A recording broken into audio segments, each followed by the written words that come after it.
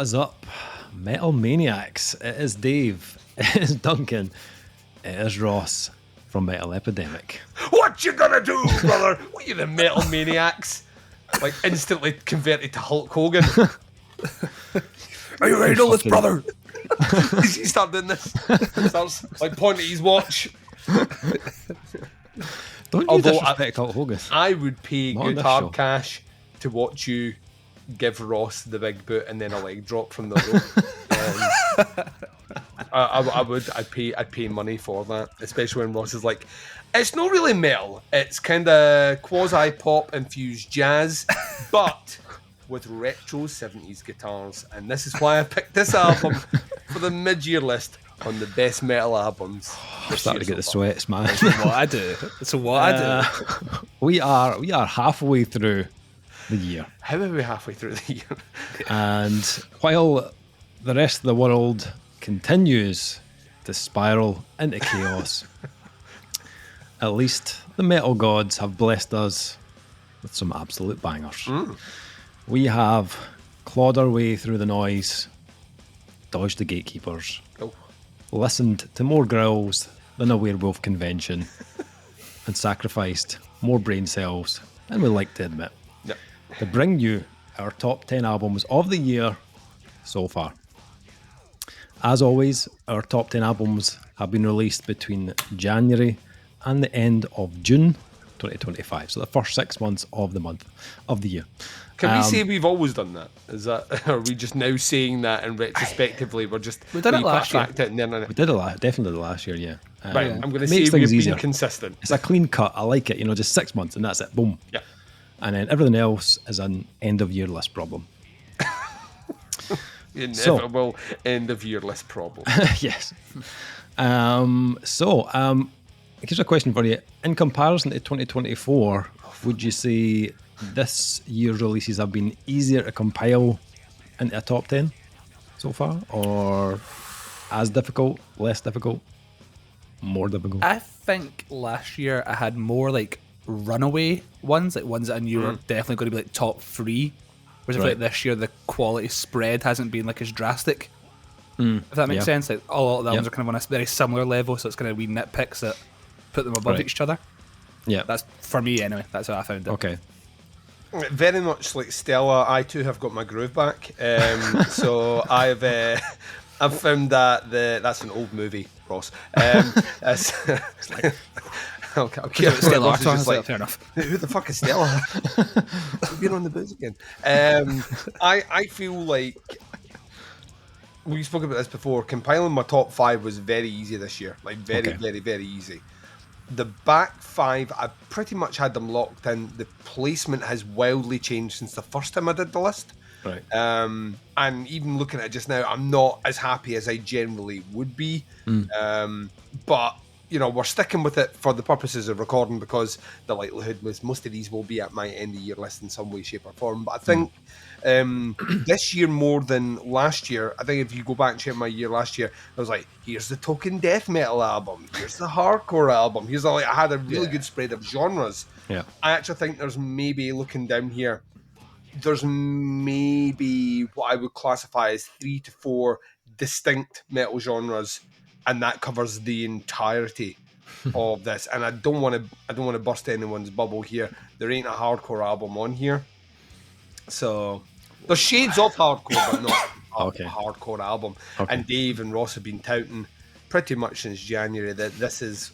Dave does this every year. The year of hardcore. I'm just going to say, not according to my list, it isn't. Interesting. What about you? Okay. What about me? Yeah, we made same question to you, Dave. This was my easiest year so far. Almost feels like someone didn't put effort in it. I got ChatGPT to do mine. No, honestly, for some reason, I just I had a good strong feeling about the 10 in my list. We spoke about this. You have only given out between January and the end of June, I think you only gave out 10 5-star reviews. I think, or thereabouts. Yes, it wasn't much over it, was it? You might be right, actually. Yeah. They might be right. Because I think there was maybe one album that I was struggling to kind of fit in that I gave a 5. But yeah, probably right. So your grounding on that list has been like, it's just more kind of integers of placement rather than Yeah. like, oh, here we have to, we have to try and like justify this 4-star album making my mid-year list. Yeah, I think at this point last year, I think I'd given it way more 5s, and it was just fucking impossible. So could you say that last year's output of music was a higher quality than this year's then by this point, do you think? Possibly, but then when I look at my 10 here, like, they're fucking solid. Yeah. Like, my 10 albums, I couldn't shift them at all. Like, these are like fucking 10 absolute bangers in my top 10. So, but I think there was definitely more with a very, like, a high standard of like that kind of quality was there for a lot of releases last year. Or maybe I was just feeling really generous last year. I don't know. You were surprisingly generous last year. Like the 5s were coming thick and fast. Like, and if you go back to previous years, Dave was like really fighting them with himself constantly on a 5. He's like, "Is it a 5? Is it a 5? I don't know, Dave. Why are you asking me?" Yeah, I don't know. Anyway, let's melt some faces, gents. We've already pre-decided who's going first this year. There's no who's going to go first. It's me. I'm going first. Dave's going first. I'm going to kick things off. So let's do it. Number 10 on the list, boys. Here we fucking go. Kicking off my list with possibly the least metal album of my 10. Why is this even on your list? Why is it on the list? And unsurprisingly French, Duncan. Come on. This album gave me une grosse baguette. Which is une grosse baguette? Is that right? Gross being large and not deformed. Right. Cool. Just want to confirm. Is gross the French word for large? Well, according to the internet, Duncan. You never trust the internet. It would be. I mean, like, yeah. Okay, right, fine. Blame Google if it's not Duncan. That's what I'm saying. Dave's got a knobbly baguette, is what he's saying. Number 10. Self-described as wild music for easy boys. Easy boys. That's what we call ourselves. Easy boys. Let me tell you about a little Parisian band called Sure and their album Destruction of Form, released on March 14th via Frozen Records. Okay, now I know what you're thinking, Dave. What's this non-metal album? What's going on here? Let me just quantify here, all right? What is this Easy Boys? What is with that baguette? They class themselves as dark wave, right? But I'd also say expect a little bit of post-punk, a little bit of shoegaze, a little bit of industrial running through this album as well. And what a combination it is, ladies and gents. This is an album of highlights. Every single track on this album delivers. And while the album is very like thematically and stylistically tied together, very seamlessly, each track has just something unique about it that makes you want to come back again and again to this album.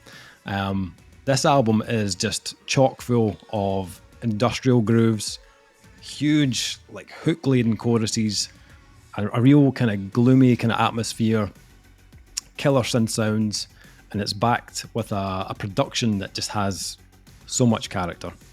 This is magnifique, ladies and gents. What I think I'm sticking with the French thing. What I really was sold on here was for a like electronic, industrial, dark wave, whatever band. This album actually has a great emotional range to it. For all the like cold kind of industrial grooves this has, it's deeply human at the same time. These tracks they manage to be both like dance floor bangers and like melancholic kind of anthems. It's like the audio equivalent of crying your eyes out in the club. You know what I'm saying? It's which for me, for an album this style, is very rare. If you like your bands like Health, Gallow, like something like older like Depeche Mode, 9 Inch Nails, The Soft Moon, that kind of in that realm, get some tissues because this will rinse you dry. I love this album. It just delivers in such a huge way. My only complaint is that the delivery price for the vinyl is just as expensive as the vinyl. Stop me. I think one point me and Dave were looking at going halfers on t-shirts, and even then, like, combined postage was like, we could probably start up our own t-shirt making business and plagiarize these designs, and the amount of money it would take to get these over here. So we're relying on one of the other of us to go to France and visit the band and physically pick up them, cut the middleman charge out. For sure. So that is my number 10. It is Sure and Destruction of Form. Killer. Like, loved it. Okay. Ross. Well, I'm going to come to you next. Much like you, Dave, my first album today is also the lightest album on my list. Interesting. This is something I never thought I'd have in my top 10.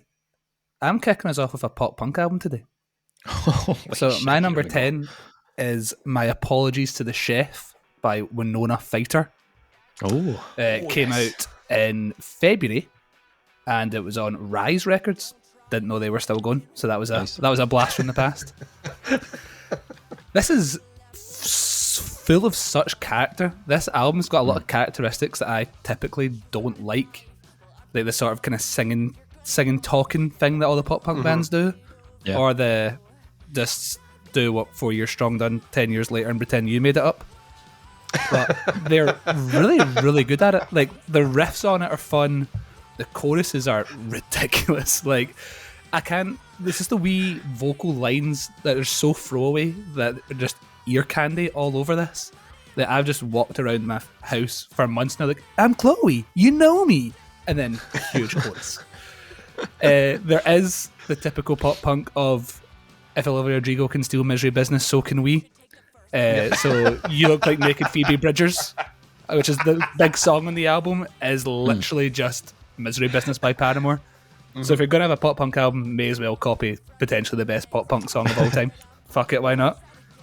But it's the kind of bit between their teeth. There's so much pop punk now that's all pop and no punk. But they attack these songs like a punk band. Like, the song Attention's this big 4/4 swinger, and it just doesn't stop them.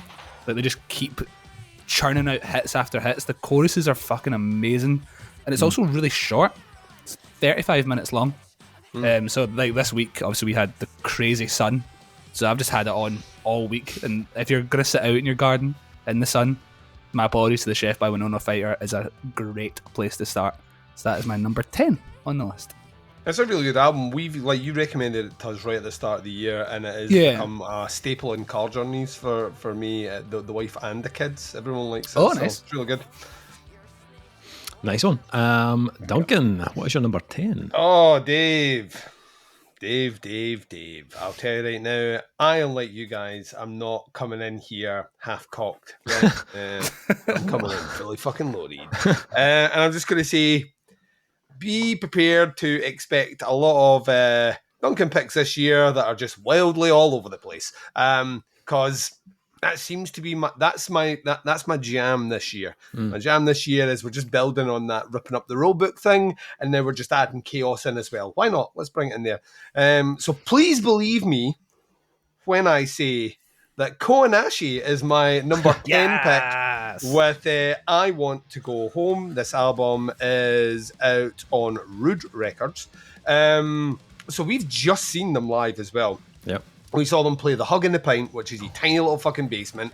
And the band has so much equipment that the singer basically had to be on the floor with his sample deck thing with all his pedals and all the rest. And I've never seen someone in such a tiny venue command people to do a wall of death and a circle pit, which he both managed to do, and successfully in that. We spoke about the previous Koanashi album whenever it came out, 2 years ago or something like that, and we were both super impressed by it because they were a new quantity to us. We hadn't come across them before. They kind of have that kind of math rocky, math metal, Dillingery kind of weirdness about them. but they also had the kind of chunky heaviness that you kind of wanted that made them slightly heavier than Dillinger. Vocally, that was where the real test would come in for people, because it is kind of... It's almost the sound of a Muppet character. It's really weird to describe. It's kind of like the kind of... The dude from... What's her tits from Wales? All over the place, Jenny, like super, like... You know the one I'm on about. Infamous Welsh band, progressive, jazzy. Oh, we'll start naming Welsh bands on a metal podcast, man. That could Welsh band. that could go away. Welsh bands, jazzy, super technical, ahead of their time by about a decade. We talk about them all the time, and it'll come back. The Trees are Sixth? Thank you. They're Welsh. No. They're Welsh. They're English. No. They're Welsh. They're Welsh. They're on the Welsh side of England.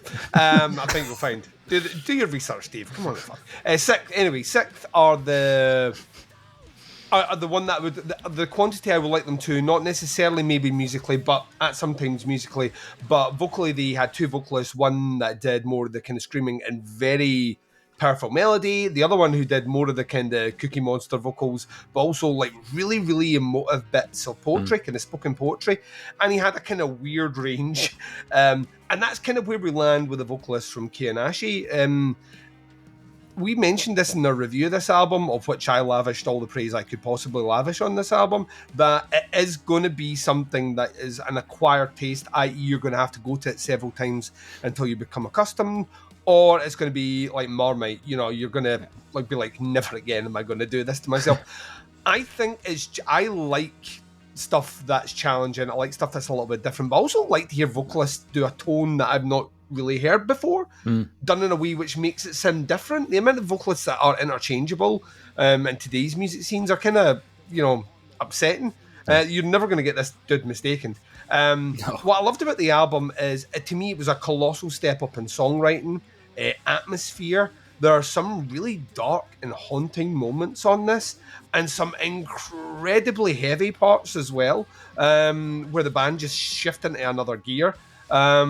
The mix of what they do is really, really, really powerful. And I found that when I gave that album the 5, I was like, the challenge will be, will I actually do the thing I say on all my reviews? I'll be spinning this up. Well, let's see if I'll be spinning this album. And I have. I've consistently went back to it.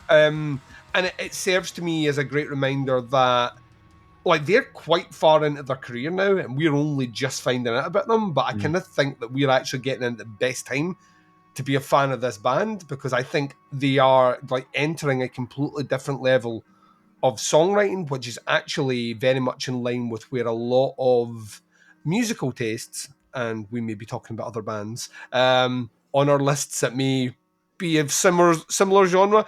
That's where there's a push towards that just now. And Konashi are kind of like they're the dark horse in that grouping of bands that kind of are doing all this kind of math metal stuff. It's really, really, really good. Can completely appreciate it. If you listen to it and you just don't like the vocals, but I say, like, why would you want another 5 Rob Flynns when you could have a dude whose name I can't remember? He also had people arguing over where was the best area in Glasgow to stay live, and it's the first time I've ever heard anyone like physically shout out the supermarket name Morrison's and people cheer. So yeah, interesting gig, very interesting gig, but excellent. That's my number 10. So you never brush your teeth the same way. Yeah, well, never brush your teeth without singing that song ever again. But yeah, it's Konashi, named after a character from Spirited Away. There we go. So, Dave, what do you have at 9? What metal album are you finally bringing to your list, bitch? I'm just slowly getting into the list. You know, I'm starting off fairly light. We're gradually getting a little bit heavier, a little bit more extreme. Ooh. Number 10 was a dark wave album. Now onto a bit of doom pop for number 9. Pop. This time we go to the US for Let the Light In by Som. The self-proclaimed American doom pop band released their 3rd album on Pelagic and back in March. Like, not only is this a great album, right, but the whole kind of background of this album blows my mind. imagine this. Your drummer decides to leave halfway through the writing and recording process of the album. I'm too old for this shit. Fucking drummers, eh? So the band decide, well, let's just re-record the album. But not in any old fashion, no. Some decide, we'll just reshuffle things. So the bassist decides, well, I'll play drums. Cool. The singer says, well, I'll move from guitar to bass. And then that leaves way for two guitarists, Joel and Mike, to take control of all the guitars on the album. Not only that, but the vocalist Will, who is now on bass, decides to engineer, mix and master the whole album as well. So, like, incredibly DIY, apart from obviously being on Pelagic. But the result for me is nothing short of breathtaking. Like, this is the best thing they have done to date, and even bigger, than what they've done in the past. Just it's an album that's a real kind of masterclass of contrast. They don't like shy away from that like dark kind of heaviness, but they also don't kind of wallow in it either on this album. For me, this felt like possibly their most accessible album, vocally for sure. The melodies are definitely more kind of hook laden on this one, and just kind of hit that bit harder. But the arrangements as well feel much more like streamlined. They've still got the kind of key characteristics of Som, but that kind of blend of ethereal shoegaze against that kind of weighty kind of post metal and doom. I think it's just like perfect balance. I think that the adjustments they've made in the songwriting on this has just made everything much more memorable, much more distinct than the previous album. There's a lot of nice nuance on it as well, nice kind of rich textures, and it's just kind of wrapped up in this real kind of like sonic kind of palette that's just as heavy as it is elegant. Just incredible album. Production is also an absolute dream to listen to, like very lush and immersive, and just it kind of just unfolds with a very like cinematic kind of soundscape to the feel of the album. But it's bigger, it's warmer. The bottom end is fucking massive on this album. The drum tones are nice and organic, really nice kind of vocal ambience as well. The best production they've had to date as well. I haven't got it yet, but the vinyl will be mine. Of course. So like my number 10, another faultless album from me, and that's why it's made the top 10 list. Number 9 is Som and Let the Light In. Nice. Ross, what you got at number 9? Well, if pop punk isn't your thing, then maybe a Bavarian black metal album might be up your street. My number 9 is Cremis by Grab, which I believe is pronounced as grey in English from the Bavarian translation, but I only found out I thought it just meant grave until today. There is a big album that came out this year in the sort of black gaze sphere that I still haven't listened to, which might appear on the New Year's lists. I know you were quite big on said album, but this is to you, Death Heaven PR. Do not bring fucking black gaze albums out in like February. I'm not going to listen to it until it's dark outside. There's no need. But what I did do was listen to this. And this album is so beautiful. It's really heart-wrenching. It is just that kind of black metal style vocal throughout the whole thing. But it's got those really lush textures underneath that. The kind of shoegazy parts are really shoegazy. It's almost got a sort of Swans type unpredictability to it, which I really enjoy.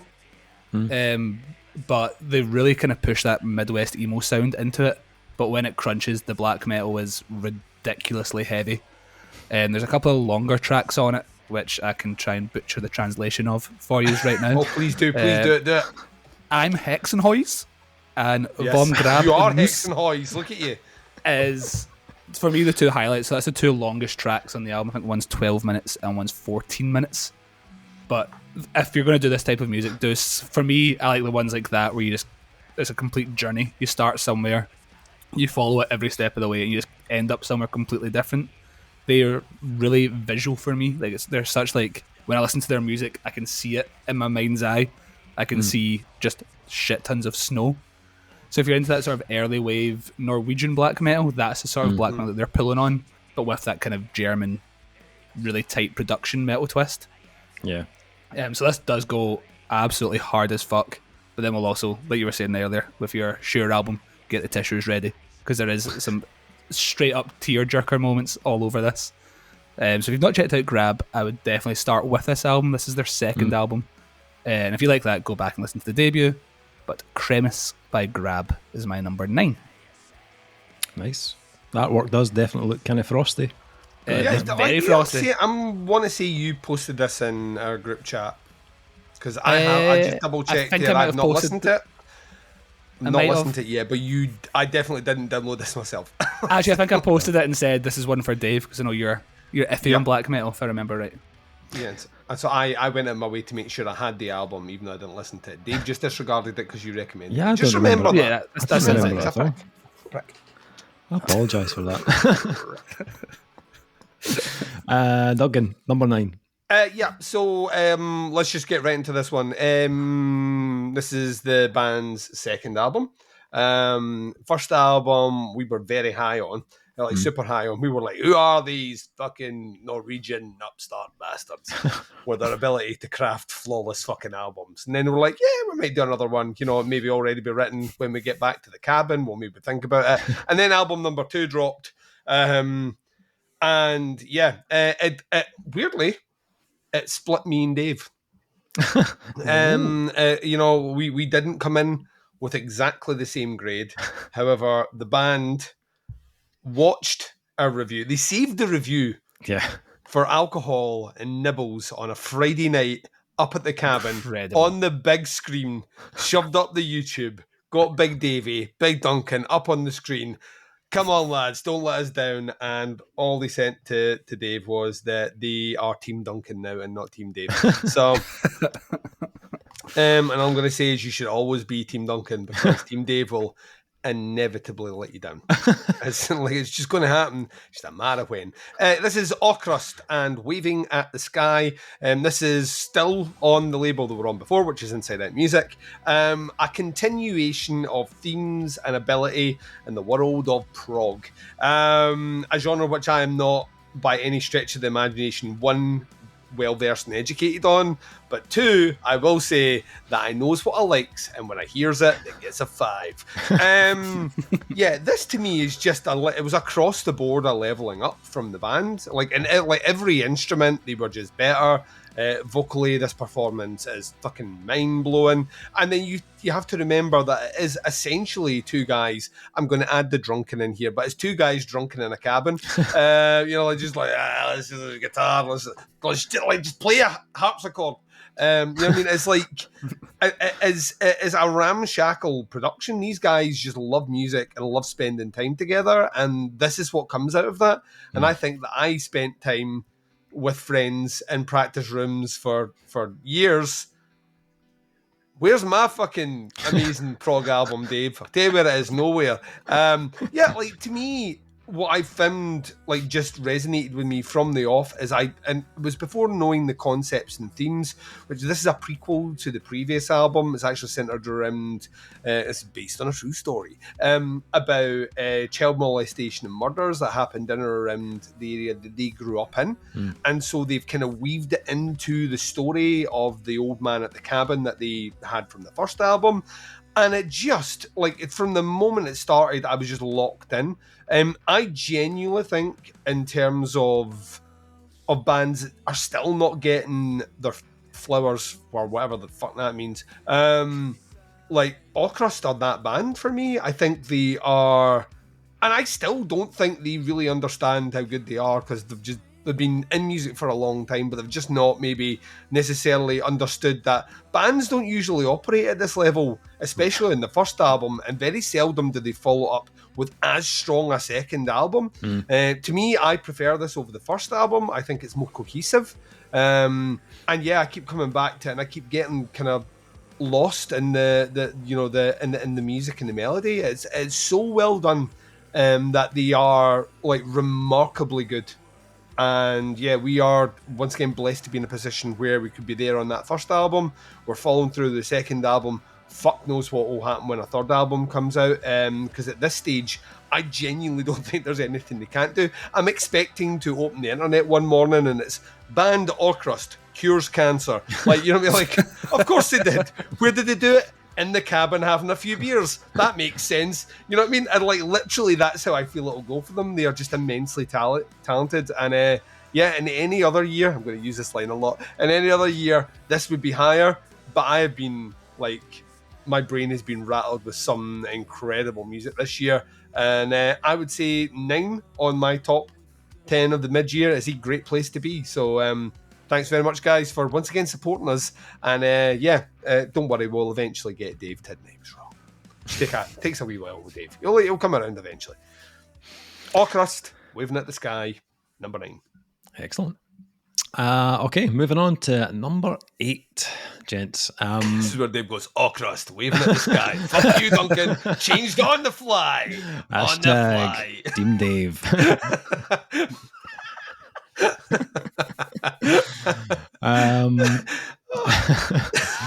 Number 8.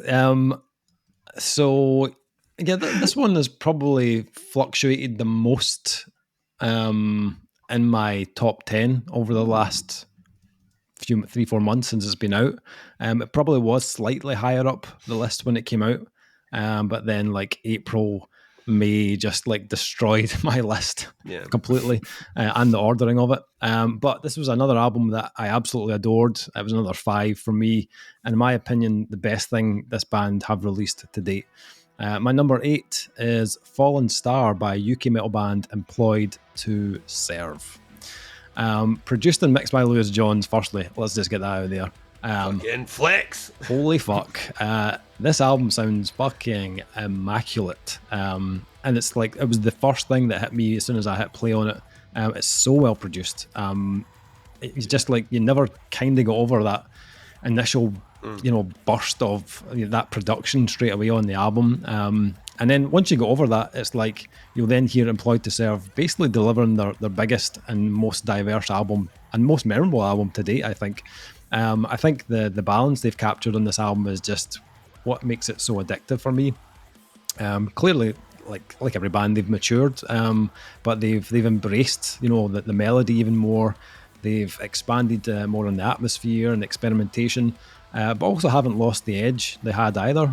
Every track has like a moment on this that just goes hard as fucking nails, and it's always something that's like unique and kind of stands out. It makes you kind of grimace at how heavy it is, and they kind of line those moments up perfectly right throughout this release. Just brilliantly put together as an album. You can hear how much time has been spent just perfecting this. Even down to like the guests they had on the album as well, to add just even more vocal diversity. Will from Lorna Shore and Serena and from Svalbard and Jesse Leach from Killswitch. But as I said on the review, take those guests out and you've still got a fucking unbelievable vocal performance from Justine and Sammy, who are just like, the vocal performance on this is by far the best we've ever had from Employed to Serve. Sammy's melodies are even better, and Justine's kind of aggressive vocal was just utterly savage on this release. This album is one of those ones I can put on, and I know like it's just front to back packed like with massive hooks, like killer dynamics, even bigger riffs than the last album. I've seen like some sad boys online giving it, they used to be such an awesome hardcore band, they need to go back to the Warmth on a Dying Sun sound, and pish, absolute pish. There is no fucking way this band would be hitting the heights they are right now had they stuck with that sound and that formula. And it is a great album, no arguments from me on that, but it is not on the level of this, not even close. This is a band showcasing at the height of their creative powers. Like, it is just an awesome release front to back. It's my number 8, Employed to Serve, Fallen Star. Nice. Ross, what you got at number 8? You want to be a little hardcore kid that cries about bands not being hardcore anymore, then you're going to fucking hate this. My number 8 is Are We All Angels by Skill. A band I've brought on the show before. Yes. We spoke about their EP like 2 years ago now. They've continued working with Will Yip, so you know you're going to get crisp production out of him. So this album came out in April, and it came out on Dead Oceans record label. They also kind of blew up over in America later last year because their songs were used in Taco Bell adverts. Oh, wow. Weirdly. So they had Holiday by Turnstile, and then they swapped Turnstile out for Skull. And now they've just kind of blown up over there. That's amazing. But this album is kind of like what we were saying with Employed to Serve there. Like, I can still hear all the original sort of roots there, the flower groans and psychic dance routine, sort of vicious hardcoreness. But this album is almost all clean singing for the first time, with the exception of Special, which is the opening song. It's almost all clean singing. And what I like about it is that Kat doesn't have the most vocal range, but what she does is she has this like cool kid, slacker, like leather jacket leaning on the car, kind of like, fuck it, mate. Just like approach to singing. And as soon as you start to get a couple songs in, I was like, right, okay, I've seen what's happened here. Like, it's got its hooks in me. She just changed it up randomly. I was like, oh, you could have done this the whole time, and you kept me waiting just so that when it did hit, it was that much more impactful. So if you do stick this on and you think it's quite repetitive, it does really open itself up, especially in the second half.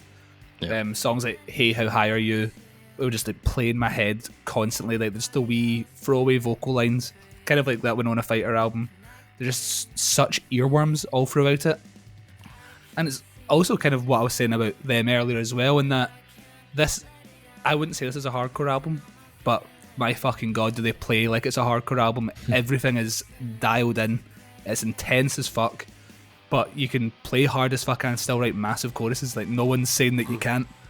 So it's got that kind of, there is maybe a wee bit more of like an emo influence in there, whereas before they were straight hardcore. But I listen to this and I can hear Senses Fail, or in the same way with that kind of Konashi album, there was the sort of references that I was pulling from that, but it was still heavy as balls. That's how I feel about this. It's just like a wee ball of energy that I love throwing it on. It's 32 minutes long, in and out, but so much. This might be the funnest album on my list, and they just, for me, they just keep getting better. I thought it'd be hard to top Psychic Dance Routine, but for me, this does. So Are We All Angels by Skill comes in at number 8. Awesome. I'll let you in a little secret behind the curtain here, gents. That was my number 11. Ooh, here we go. Yeah. Good to see. Yes, I can't tell you what my number 11 was because you might still think it's coming on my list. I will tell you at the break, but I will not tell these bastards here watching. Or what did Dave say? Pish! Pish! Which is Dave's Tourette's kicking in. Yeah, like, listen to that. Like, we both really loved that album. Yeah. I think when we were discussing it, I said, like, that vocal change reminded me, not specifically in tone, but, you know, that way where you're like, you could have done this all along, but you didn't. It was the same like Filth is Eternal. Yeah. Like, that last Filth is Eternal album, when you hear her just like bust out those fucking like really kind of like Seattle fucking grunge vocals, and you're like, where was that? Yeah. Like as if she, like, we were speaking there, she's like, yeah, I just thought, you know, maybe give it a try. It's like, never not do that, right? Always from now on. It's exactly how I felt with Ithaca. I was like, you could have done this the whole time, and you just fucking didn't. And now you split up. It's like, yeah, now we've done it. Now it sounds amazing. Now we don't want to do it anymore. Thanks, Ross. Okay, so maybe you won't, tell them you're number 11, Duncan, but what about your number 8? Well, after proclaiming that this wouldn't happen, it just did happen. Employed to Serve. And Fallen Star is my number 8. Nice. Yeah, like, I don't know why anyone couldn't like this album. Like, you get everything from fucking like Soilwork via Slipknot, like, you just like get like this breadth of fucking influences, and they do it all so fucking well. Like, Sammy's melody and backing vocals, you're right, Dave, I think are just, it's not just that they're better, his writing of them is a bit like that. Like, you can sing all you want, but if you don't know how to write a hook, it doesn't matter, you know what I mean? And the hooks on the album are fucking incredible. Justine's vocals are more powerful, more pissed off, and more snarly than I think I've like ever heard them as a band do, and we've seen them live, and she fucking backs it up live. Yeah. But it's just everything is laser focused. The guitar work, the solos, the guest appearances you mentioned before. What's kind of beautiful to listen to those guest appearances is Will comes on and doesn't do what he would do in Lorna Shore. Yeah. What's her face from Svalbard comes in, doesn't do typically what you would expect from a Svalbard singer. Jesse Leach is the only one that kind of does Jesse Leach, but on that track isn't that, you know, they're not trying to recreate Kill Switch. So it kind of works on that one, and for the placement of it in that song, which is not hugely different, but is designed in a different way because it's the, you know, the back quarter of the album. It really levels in.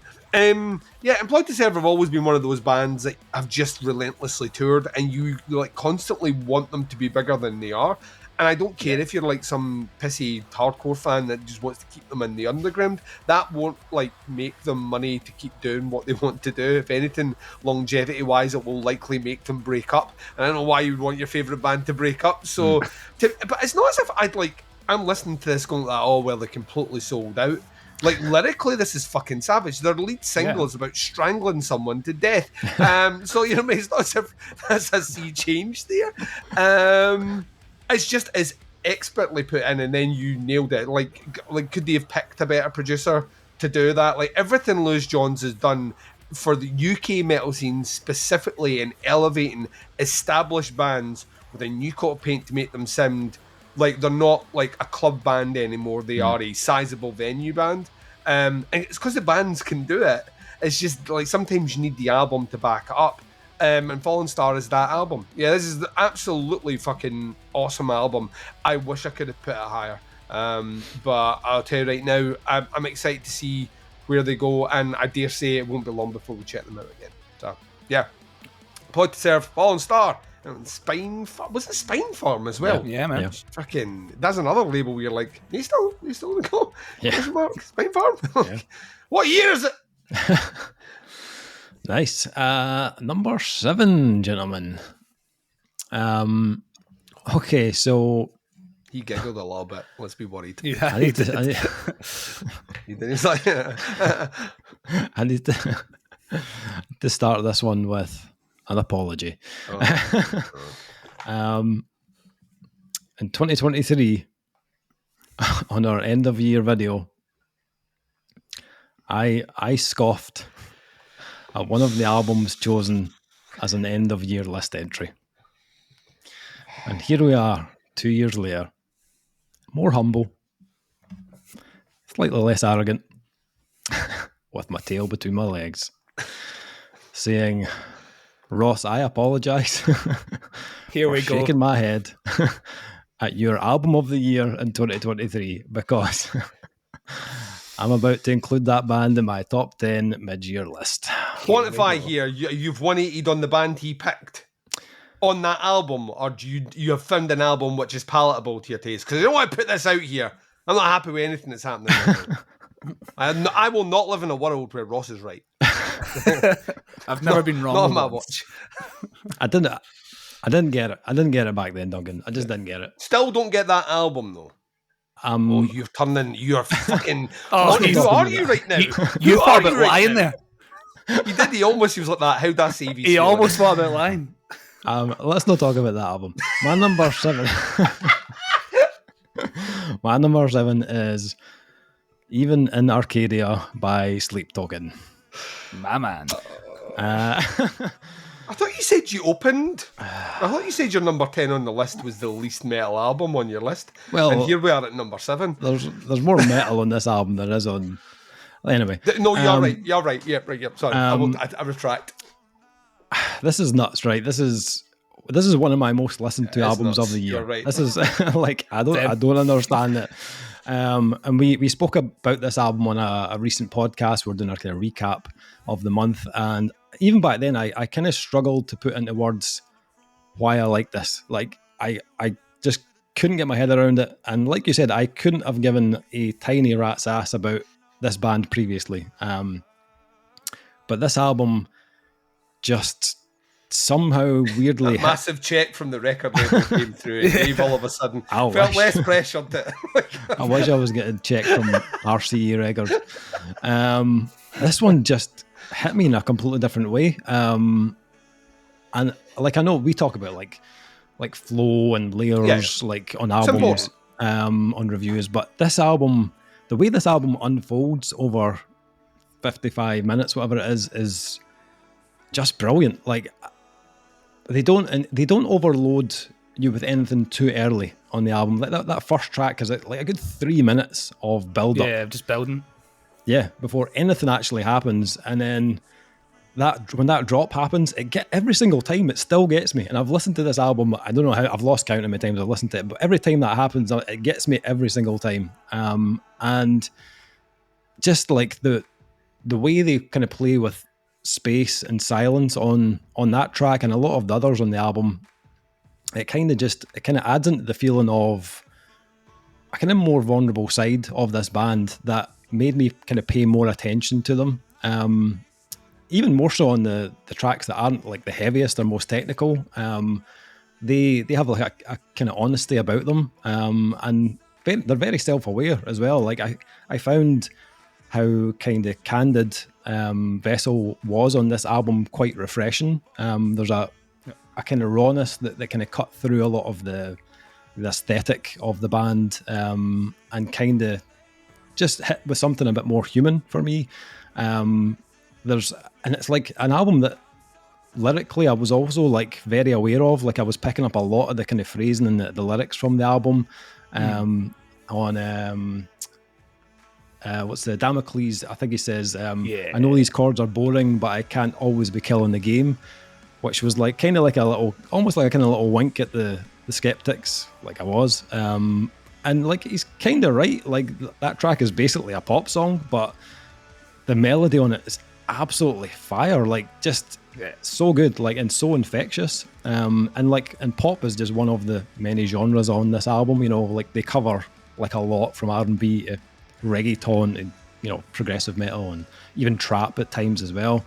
But they kind of coexist in a way that shouldn't completely work, but totally do. It never felt like an album that was just like in excess of too many genres. Like the way they've pieced it together is more like a kind of mosaic of like different moods on the album, that just are very well unified for me, and made much more sense to me on this release. Like I think before I kind of felt like it felt a bit showy, like, you know, like, oh, you know, we're doing a bit of this and pop and R&B, but this one felt a bit more like the genres were kind of working together to create a bit, you know, a more of a narrative on the actual album.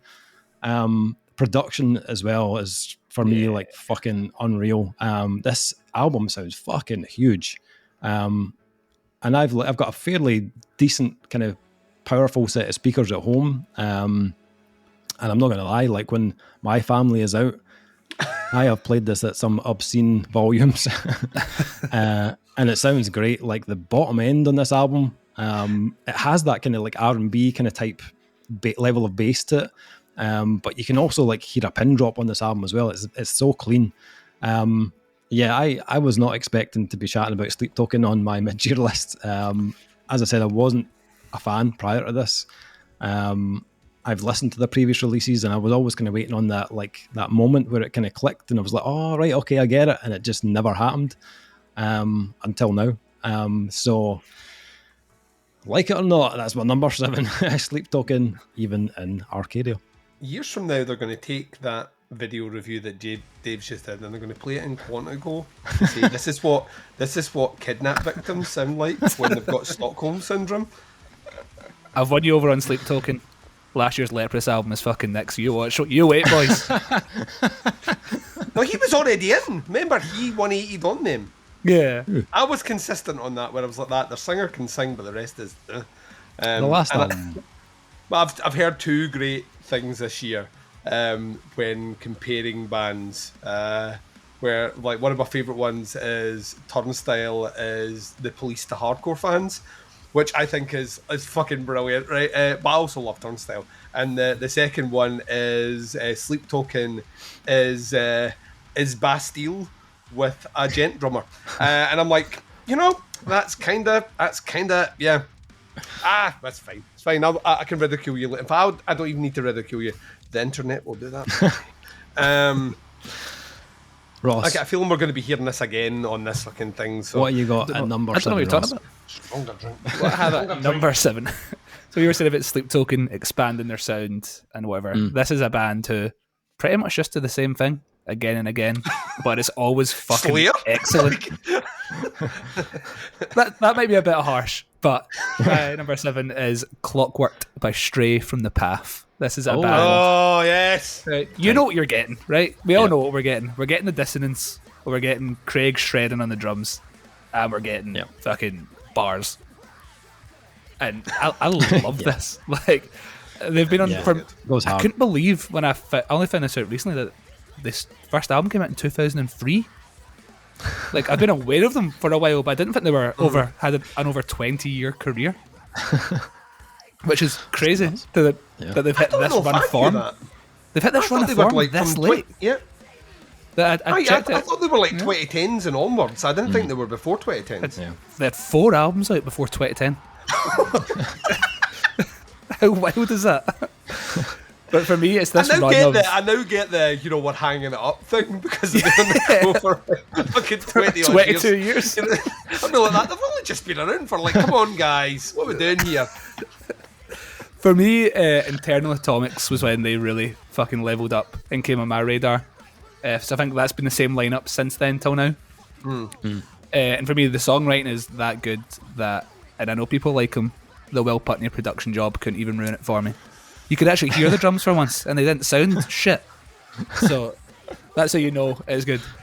There's bands will use metaphors. Stray from the Path will tell you how it fucking is from the second you hit play. We are not a political podcast, but we can't not talk about, if you're going to do a fucking diss track about someone predominantly in our scene, that's just how you fucking do it. Like, it's no bones about who that song's around. And what better way to diss someone? It's kind of the Not Like Us, Kendrick Lamar effect of have people sing it. Like the maniac will always be in my head. And I'll always forget, I'll always remember what that song's about.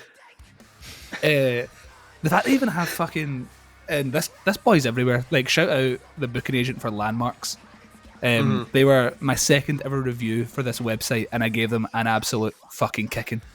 And this boy is everywhere making me eat humble pie, because every time he turns up on something, I think he's great. Why couldn't you have done this with your own band? I wouldn't have given you 2 out of 5. But honestly, if this is good, this kind of reminds me of when Dillinger split up. Yeah. And I was just like, you know what? If you're going to bow out on an album on your terms, may as well make it an absolute stormer. And I think this album's a really good. Like, this is a good, like, you know what, lads? Well done. We handshake. Best of luck. So shout out Stray from the Path for all the amazing stuff they've done. But for me, this is right up there. This is maybe top 3 for me. I love this. It's just so bouncy. Like Rage Against the Machine, but a hardcore band. Come on. Come on. So Clockwork by Stray from the Path. Nice. Also touring later this year. Have to. I've never seen them live, so want to go. I've seen them once. Yeah, so good. Okay, rounding up our number 7s. Duncan, what you got? By process of elimination here, I'm almost 100% sure this band will not be on either one of your lists. I know this because you didn't give it a 5, and Ross has basically said he didn't listen to it because it was February.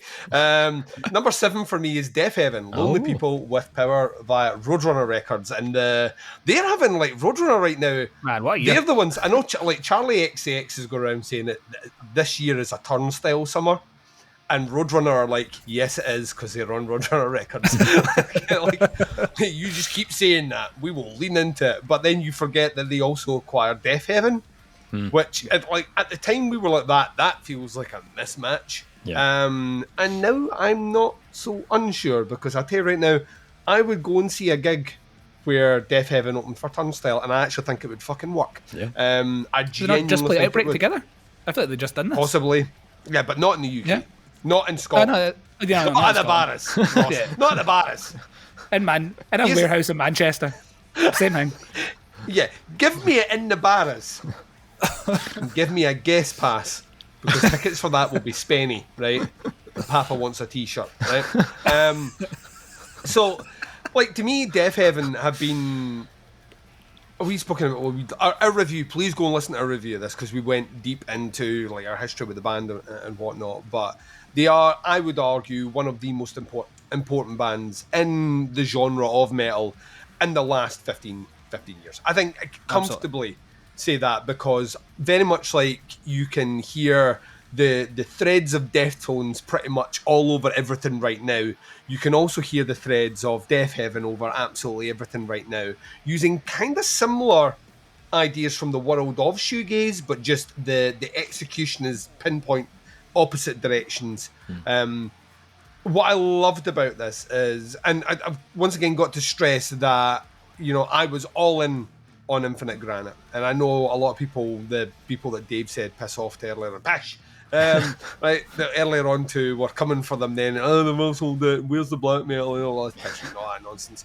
And you forget that Infinite Granite is an album that really only has about, collectively 5 minutes of black metal in it. Yet the sound of that album sounds like they've been, all they ever did was listen to the Smiths, and then they recorded an album, and it sounds fucking incredible. Like, that's what they've always sounded like. You were listening going, yeah, they've always sounded like that. Never fucking sounded like that. To then kind of like move to another record label and then create what I would class as a Rosetta Stone for their entire career through this album. It basically covers everything. It has nods and direct points to every point of their career and fuses it all together, so much so that this is the album I would ask people to go and check first now, and work back to albums like Sunbather or Infinite Granite or whatever those might be as extremities within the sound. Lonely People with Power is weirdly the one that kind of fuses everything together to the point that I'm like, you can go any direction. You can jump all over the back catalogue now from this point. I think its performances are like absolutely incredible. They still have that raw dangerousness about them, which is kind of really fun to listen to, where is that volatility that could spring off at any moment. And that the black metal stuff is like more black metal than it's ever sounded. Cliches be damned. The melody is more melodic than it's ever sounded. The shoegaze elements are more shoegazy than they've ever been. But it's true. They have all here. The production underlines it all by being rough and ready, but allowing the band to explore those kind of quiet moments of atmosphere and melody segments with crystal clear precision. Vocally, I put this up there amongst his best performances. I think having seen him live now, I think that's where it twigged for me. Like, David seen them first and said, you can't take your eyes off him when he's on. He's just there's a presence. It's like when you go and see Behemoth and Nergal's on stage, and you're like, what is it about this wee guy that I can't take? I want to see what you have to physically, like, he draws you in, and you're in the same situation with this. I get the power through the vocals. I get the intensity through the vocals. And this is just a shining example. I think that, this is right at the top of the releases thus far. And once again, Death Heaven to me still feel like a band that are relatively young. like when you think about what Sunbather's 2013, 2012, 2013. I'm just 2013. 2013, I think. I feel like it came out the year I'm just going to say 2013 for everything this year now. Everything's 2013. So like they're 12 years into their career. So they're still a young band. And to be consistently hitting out with albums that are just of such a high quality and never really losing it. You know what I mean? That, like, I've read some article somewhere where people were like, they've kind of the previous album didn't work for them, so they returned to like a safe and tried sound. Yeah. And I'd be like, did you like follow that previous album? Because that's not the case. That previous album was fucking lauded everywhere, critically adored. Shows were bigger, they sold out. Like, it's not a case of they missed a step and they've come back. Yeah, like they've They're not done fucking that Machine Head here. Like, well, it's not. Pull it that, Fred Frost. But to me, the honesty of the band is the expression of having to get something out your system, having to do the thing that allows you to artistically vent and then move on. And Infinite Granite was that album. And Lonely People with Power is how a band then picks up from that. They're not recycling the same sound of anything, really. All they're doing is consolidating it into what is Death Heaven in 2025, and it's fucking awesome. So yeah, number 7 for me. Like I say, fairly confident. And I don't want to like Dave, drop the ball on this one. You were just below me. I gave a 5, you gave a 4.5. And I think you articulated it like incredibly well as to why it got a 4.5 and not a 5 for you. So it wasn't a case of, like this. It's all, go and check out the review.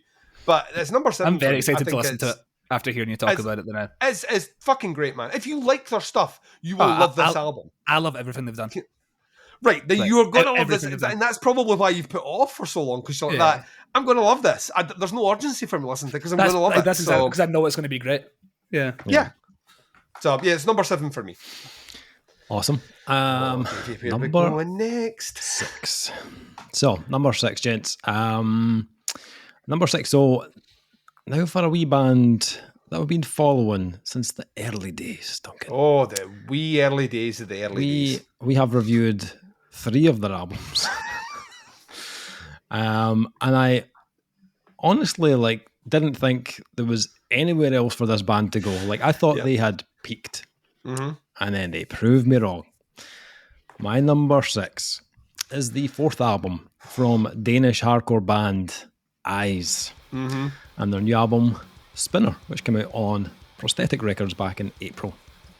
Fuck's sake. This band just excite me in all the best ways. And like I said on the review of the album, I was so happy they got picked up by Prosthetic for this release, because we've been saying for years, like on the previous albums, these guys need to be bigger. There needs to be a big label needs to scoop them up, and they did, and they made an absolute statement with their first album on this label. Spinner is this band's most confident, most cohesive release to date. They've gotten to a point now where their songwriting is so good that they continually just fire out killer riff after killer riff, and it just never seems to run out. And like where their previous releases would have like a handful of these big moments, they now do it on every track. Like every song on this album has one of those huge moments, and all have their own identity as well. But this album, although all those tracks are unique, they have this connective tissue as well that just keeps the whole thing fused nicely together. It has a lot of the Eyes, that character you're used to from the band. It's lean, it's mean, it's metallic. The sound necessarily, hasn't really changed over the last 2 releases, but some small tweaks stylistically. But my God, they've just taken this to the next level. This is even tighter, even more precise. The songwriting and the arrangements are even more refined. It's heavy as fuck, but that balance of groove and chaos is so good. Like it's like a roller coaster that's like on the kind of verge of derailment. Like it has that feeling to it. And vocally, just is there anything Victor can't do here? Like it's even more like his vocals just seem to be even more diverse on every release. I love everything this guy puts into each album. Like you just feel it in his performance. It's so good. And then when it's produced by like Jakob Bredel and Brad Boatwright, like you can't go wrong. You're on an absolute winner. This sounds fucking devastating. And I said at the end of our review of this, I don't know how Eyes outdo this album, but I'm 100% certain that they will. So my number 6 is Eyes and Spinner. Ross, number 6. What you got? Number 6 is going to be the first album all 3 of us have had on our lists. It's Fallen Star by Employed to Serve. Yes. Nice one. I've always loved Employed to Serve. I think they're great. Even when they've changed their sounds into areas that I maybe wasn't as keen on, still absolutely loved them. I am one of those, but I don't go in the comment sections and complain about it. Warmth of a Dying Sun, guys. That's my Employed to Serve album. You. But the last album was the first time that I wasn't completely blown away by something they'd done. Right. But Fallen Star for me takes the parts of that album that worked really well and just makes everything about it better. Yeah. Like this is everything this band have kind of done before. Kind of like what Duncan was just saying about Death Heaven. All kind of like stringed together, but just put to its like best level. I remember I heard Atonement after you guys reacted to it, and then the second single as well. And I liked them, but I was kind of worried that they were going to go down that kind of commercial metalcore kind of sound that might lose me. Then I hit play on it, and it starts with Sammy going full fucking Rain and Blood immediately as you hit play on it. I was like, oh, guys, we're So fine. good. We're fucking sound. Like, don't worry. And we've kind of spoke on it before, like, I think actually, Duncan, you said that Sammy the backing vocalist. I was like, at this point, this is like a Serge and Darren It is, yeah. type situation. They're almost co-vocalists now. Yeah. But you've both mentioned it. I'll repeat it. His sense of melody here is leveled up, insane. Like, I like all the guest spots. A massive Killswitch fan, loves Svalbard, like Lorna Shore as well. But like, they don't necessarily need them. You don't need that star power. No. Like Justin and Sammy have it between them. Yeah. And it's like we were saying, it's the twists. Like, every time you think, oh, a song might end, so they've got 15 seconds left, why do a fade out when you could throw in an extra fucking riff? Why not? Like, the album is just full of surprises, and I love it. Like, honestly, if their next UK tour, if they're playing like the Catty again, I'm going to be fucking raging. Can we please they start shouldn't moving be this playing the band Cat up? House again. Yeah. Can people start listening to this band and giving them their dues, because they've been doing it for so long. Like, just let them get to that next level. They've got it. We've all seen them live multiple times as well. Like, we know how good the live show is, and now they've got an album where these songs are going to be even better live. Yeah, it just keeps going. Dave and was going, saying, like, Dave saw them open for Gojira at the O2 Academy, right. and Dave said they sounded fucking huge then. And then we saw them a couple of months later at the Cat House, and pretty quiet. like when Dave was From what I talking about remember. that, I kind of felt like we'd done him a disservice. Like, well, why are you like? Why are you here? Come on, like, why are you here? One of the few bands in recent times that have actually sounded good in the Cat House. So it can be done, Ross. It can be done. You just need to get more involved. But yeah, great album. Fucking big up and point to serve. Yeah. I'm happy that's the first one that all three of us have. Yeah. Yeah. Okay. And final number 6 pick. What you got, Duncan? We're twinning again, buddy. Eyes. Yeah, Spinner. I did not think, I thought this would be higher for you. But I'm glad that it came in at number 6. This is, like Dave mentioned it, we are like big fans of this band. I feel that record labels are finally listening to our videos and snapping up the bands, because a couple that would be not Life Sick being the other good example have recently landed. Now, we could say that it's because the band's commitment to great quality of music and hard work and songwriting, or we could say Dave and Duncan told them. And let's go with that. Like Spinner to me is, it's like you said, Dave, it's like a band. Like I know for a fact people didn't listen to Congratulations. You know, like people like they weren't in on that previous album to me, which already felt like a colossal step up from their debut, which was fucking huge to begin with. Spinner is a lean, mean fighting machine, right? It gets right in there. It gives you everything you want from that kind of metallic kind of hardcore sound. It has this loose concept based around I had like a weird anime scene on TV at the middle of the night in Japan. I love the concept. I bought the fucking t-shirt. It's like everything just works with it, and their kind of playfulness with some of the interludes on the album. They don't have to do it, but I love the fact that they have it. It adds a cohesive element, even if I don't fully understand it.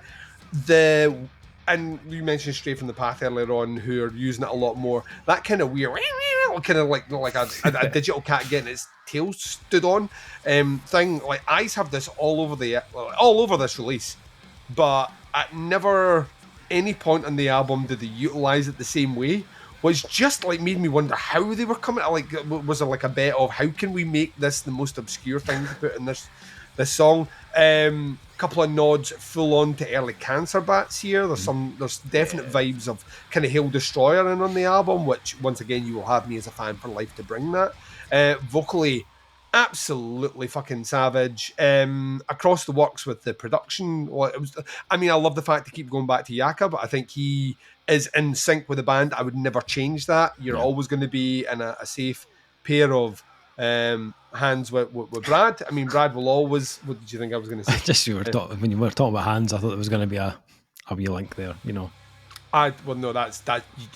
Jakob's hands are the biggest hands you've ever fucking seen in your entire life. They're so big, that, like, if you asked him to shovel your garden, he would just use his hands. I swear to God, we saw them way back in the day, and I got him to sign the CD, and the Sharpie looked like a toothpick. It was the fucking scariest fucking thing I've ever seen in my entire life. I thought, he's going to snap this Sharpie with his index finger alone. But yeah, like, the production is just like, they have that locked in now, so I don't think they ever need to worry about that. And it appears that they're never going to have to worry about writing amazing songs full of incredible riffs and just being direct. This is short, sharp, snappy, punchy, and it begs to be re-listened. That's the thing about Spinner, is you, like, ironically enough, will be spinning it again and again and again, all the way right through. It is hypnotic when you shove it on. Like, this is not, I'm going to listen to a single. This is, I'm going to do this album. And you know what? I might just do it again. Like, like, back to back. It is fucking great, and it's great to see this band finally, well, one, getting on a label which is now being purchased by another label, which I think they're now MNRK. I think that's, we can safely say that now. Now that they bought over Prosthetic, which, once again, that opens all levels of tours, which just, you know, makes me even happier. But the fact that they're on that label and coming out with this proves we're right. You know, like, bands don't have to compromise to jump to a larger label. I would stack this in the realms of savagery against anything the band have done before. So all they've done is just come in and said, this is what you signed, this is what you get, and I'm here for a lot more of it. So yeah, number 6 for me, Eyes Spinner, out on Prosthetic Records. Nice. Hello. That is number 10 through to 6. We're going to take a short break because I'm literally about to piss myself. And then we'll be back for number 5 to number 1. Back in a few. Are your clothes weaker than Lars Ulrich's snare in 2003? Do your outfits scream accountant instead of apocalyptic riff lord? Then cast them into the abyss and rise reborn in the sacred threads of official metal epidemic merch. Our merch is dyed in the blood of 1,000 forgotten guitar solos and is so heavy it comes with a forklift license. Get it online at metalepidemic.com/merch. All right, gentlemen. Time for the top 5. Here we go. Number 5, gents. My number 5. Okay, so when it comes to death metal, there's one album that is just head and shoulders above the rest. This band are a true demonstration of consistency. Never let you down. Never. And their new album is another worldly, guys. Breaking into my top 5, none other than Rivers of Nile and their new self-titled album. This is just 10 tracks of pure excellence. Not only is like a home run for the band, but they've done it with like this kind of almost renewed kind of lineup, where their founding bassist Adam Biggs became the band's new lead vocalist and bassist when Jake left, and then they brought in a new guitarist, Andy Thomas, who was in Black Crown Initiate, and it's just made the band even stronger. Like this feels very much like a self-titled album, in the sense that they are kind of like pulling all these kind of motifs and elements from the kind of whole Rivers of Nile back catalogue into one album. It's very technical, it's very intricate, it's progressive, but also like super controlled and razor sharp in the kind of riffs department. This is a very tight and focused version of Rivers of Nile. And for me, this was a much more instant album in comparison to the previous album, The Work, which kind of took me like a few listens to kind of get my head around.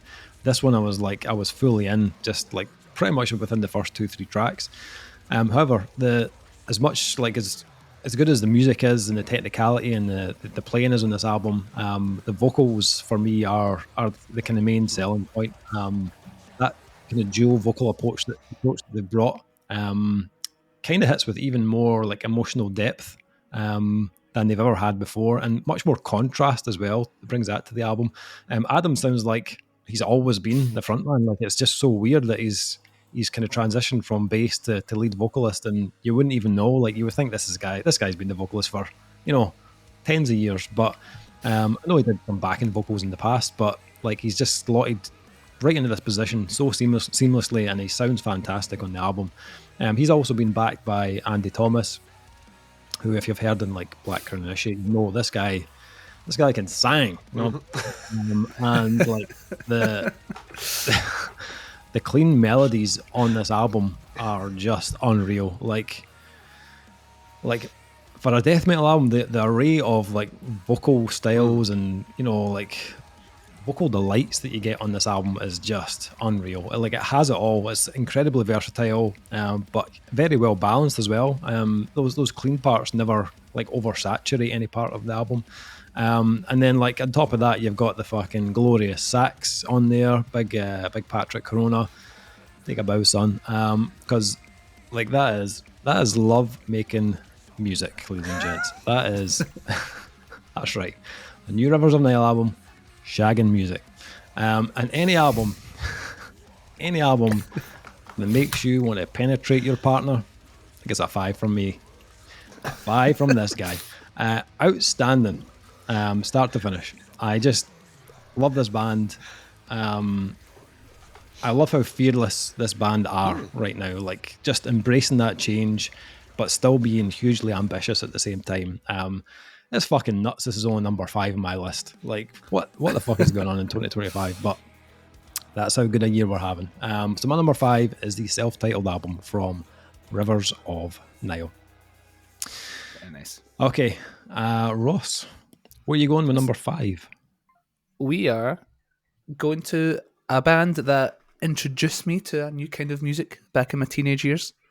I had never heard deathcore before until I heard This Is Exile by Whitechapel. And Hymns and Dissonance by Whitechapel is their 9th album, and it's my number 5. I have been in on Whitechapel, like I say, since I was a wee guy. I've really enjoyed the last 2 albums. I know these people seem quite divisive on The Valley and Kin. They went more that sort of melodic route. There was a lot of kind of Tool influences and stuff there. I personally loved it, especially The Valley. I think The Valley is probably still my favourite thing that they've done. And then just randomly last summer they were touring with the old logo and no one knew why. And then they brought it, and then there was rumours that they were going back to the heavier sound, which I was excited for. And then I heard that they were self-producing for the very first time. So they were going back to their old sound, but it was the first time not having Mark Lewis produce an album for 15 years. So I was I wasn't sure. I wasn't sure what to expect. But as soon as you hit play on this, it's just Whitechapel. It's Prisoner 666 straight out the gate. The album's all about 7 deadly sins, and the album fucking sounds like it. It is ridiculously heavy. They have kind of just completely stripped away the kind of clean melodic stuff in favour of just like a kind of throwback.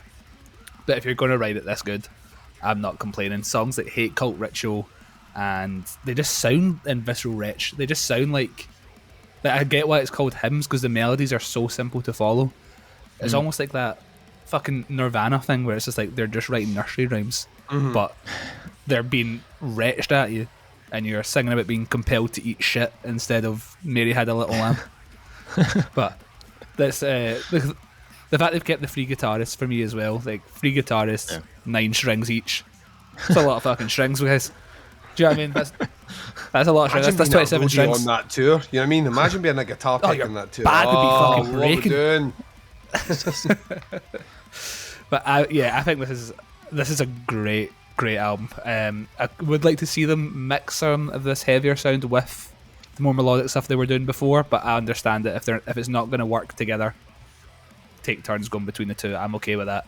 I've got such a special place in my heart for this band, and I think this album is just no frills. You know what you're getting. Fucking ripper. And yeah, I throw this album on all the time. It's so easy to listen to. It's so unbelievably catchy. Phil Bozeman is the fucking guy. And yeah, shout out Whitechapel. I love Hymns and Dissonance. That is my number 5. Nice. Duncan, What you got for number 5? Before we get there, the only thing that was upsetting was when Ross was like that. Oh, when I was just a wee young lad and all the rest. 25 years old, me and Dave were when Whitechapel formed. So, Damn, sorry. fuck you, Ross. Fuck you, Ross. How dare you? I'm shocked at this. Oh, I'm shocked at this because, once again, would have thought higher right. for Dave, and also didn't expect us to be, for the third time on this list, locking right in. Number 5 for me is Rivers of Nile. So yeah, like, Jesus. this is self-titled by the band. We saw them live open for Cannibal Corpse. Yeah. Yes, thank you. And when we saw, I can never tell. It's usually when I get worried, I'm like that. It's Job for a Cowboy, because that's my default. I've seen that band, and I don't think I've ever actually seen that band. But everyone convinces me I have seen that band, and I've somehow forgotten I've seen that band. So, no, like they were, to me, notwithstanding the performance of Cannibal Corpse, which was incredible on the night, just a jaw-dropping performance, and it was mostly because the kind of lead work and melody that was being presented in their live performances, but moreover the bass work, which was just fucking mind-blowing. And I, like you, Dave, really liked that previous album, and I was curious to see what we were going to get now with a solidified lineup change. It could have went a number of different ways, but to quote some like New York gangster, New Jersey gangster with the fucking balls on this album, to like literally come out with like leaning into all of it. Like it's like I think you said fearless. I think it is. It's like we're not going to do melody. We're going to do the best melody on a death metal album. We're not going to do just progressive work on our instrumentation. We're going to do some of the best progressive work you're going to hear in death metal. We're not only just going to create something that is utterly fucking savage, but we're going to wholeheartedly lean into that, and we are somehow going to take that, infuse it with saxophone, and then make it one massive cohesive listening experience that by the end of it you want to stand up and applaud to your speaker. Like, you're literally just like, this is fucking, like, it is absolutely incredible how easy they have made this sound. Yeah. And like, I, as someone who dabbles in death metal, I found my footing. There's a lane that I like, and there's stuff that I will tolerate, and stuff that I think is just nonsense. Rivers of Nile, to me, have almost kind of elevated themselves out of the genre. Specifically this year, I've not heard anything else that we've covered in the death metal vein that's come close to this. Like musically, technically, or like production, like across the board, this just feels like the most confident album, not only that the band's done, but the genre's needed in a while.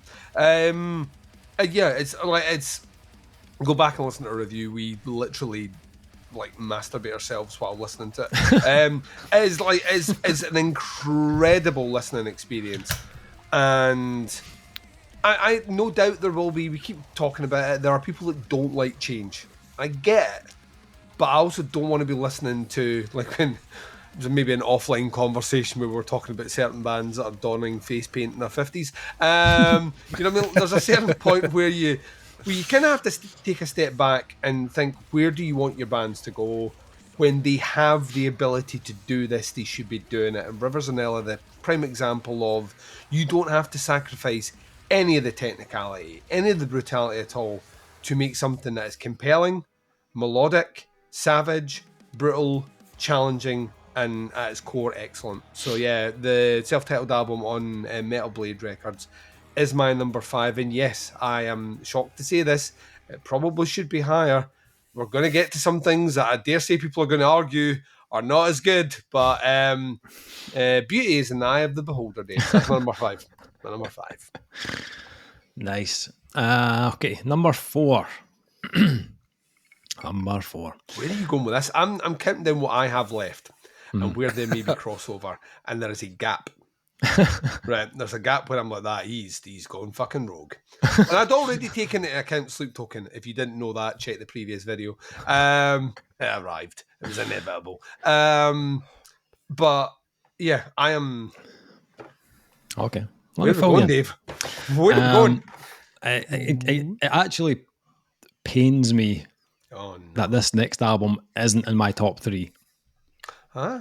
I thought, like, when we reviewed this, I thought this was a shoe-in. I thought, like, this is easy top 3. Easy.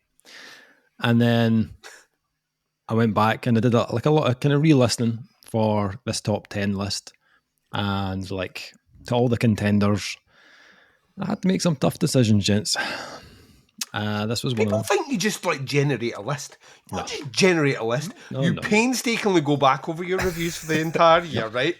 Up to that yourself point, right, you literally listen to your own arguments. After I listen to the album, then go back and listen to my review and go, you know what? This Duncan guy, he's a smart cookie.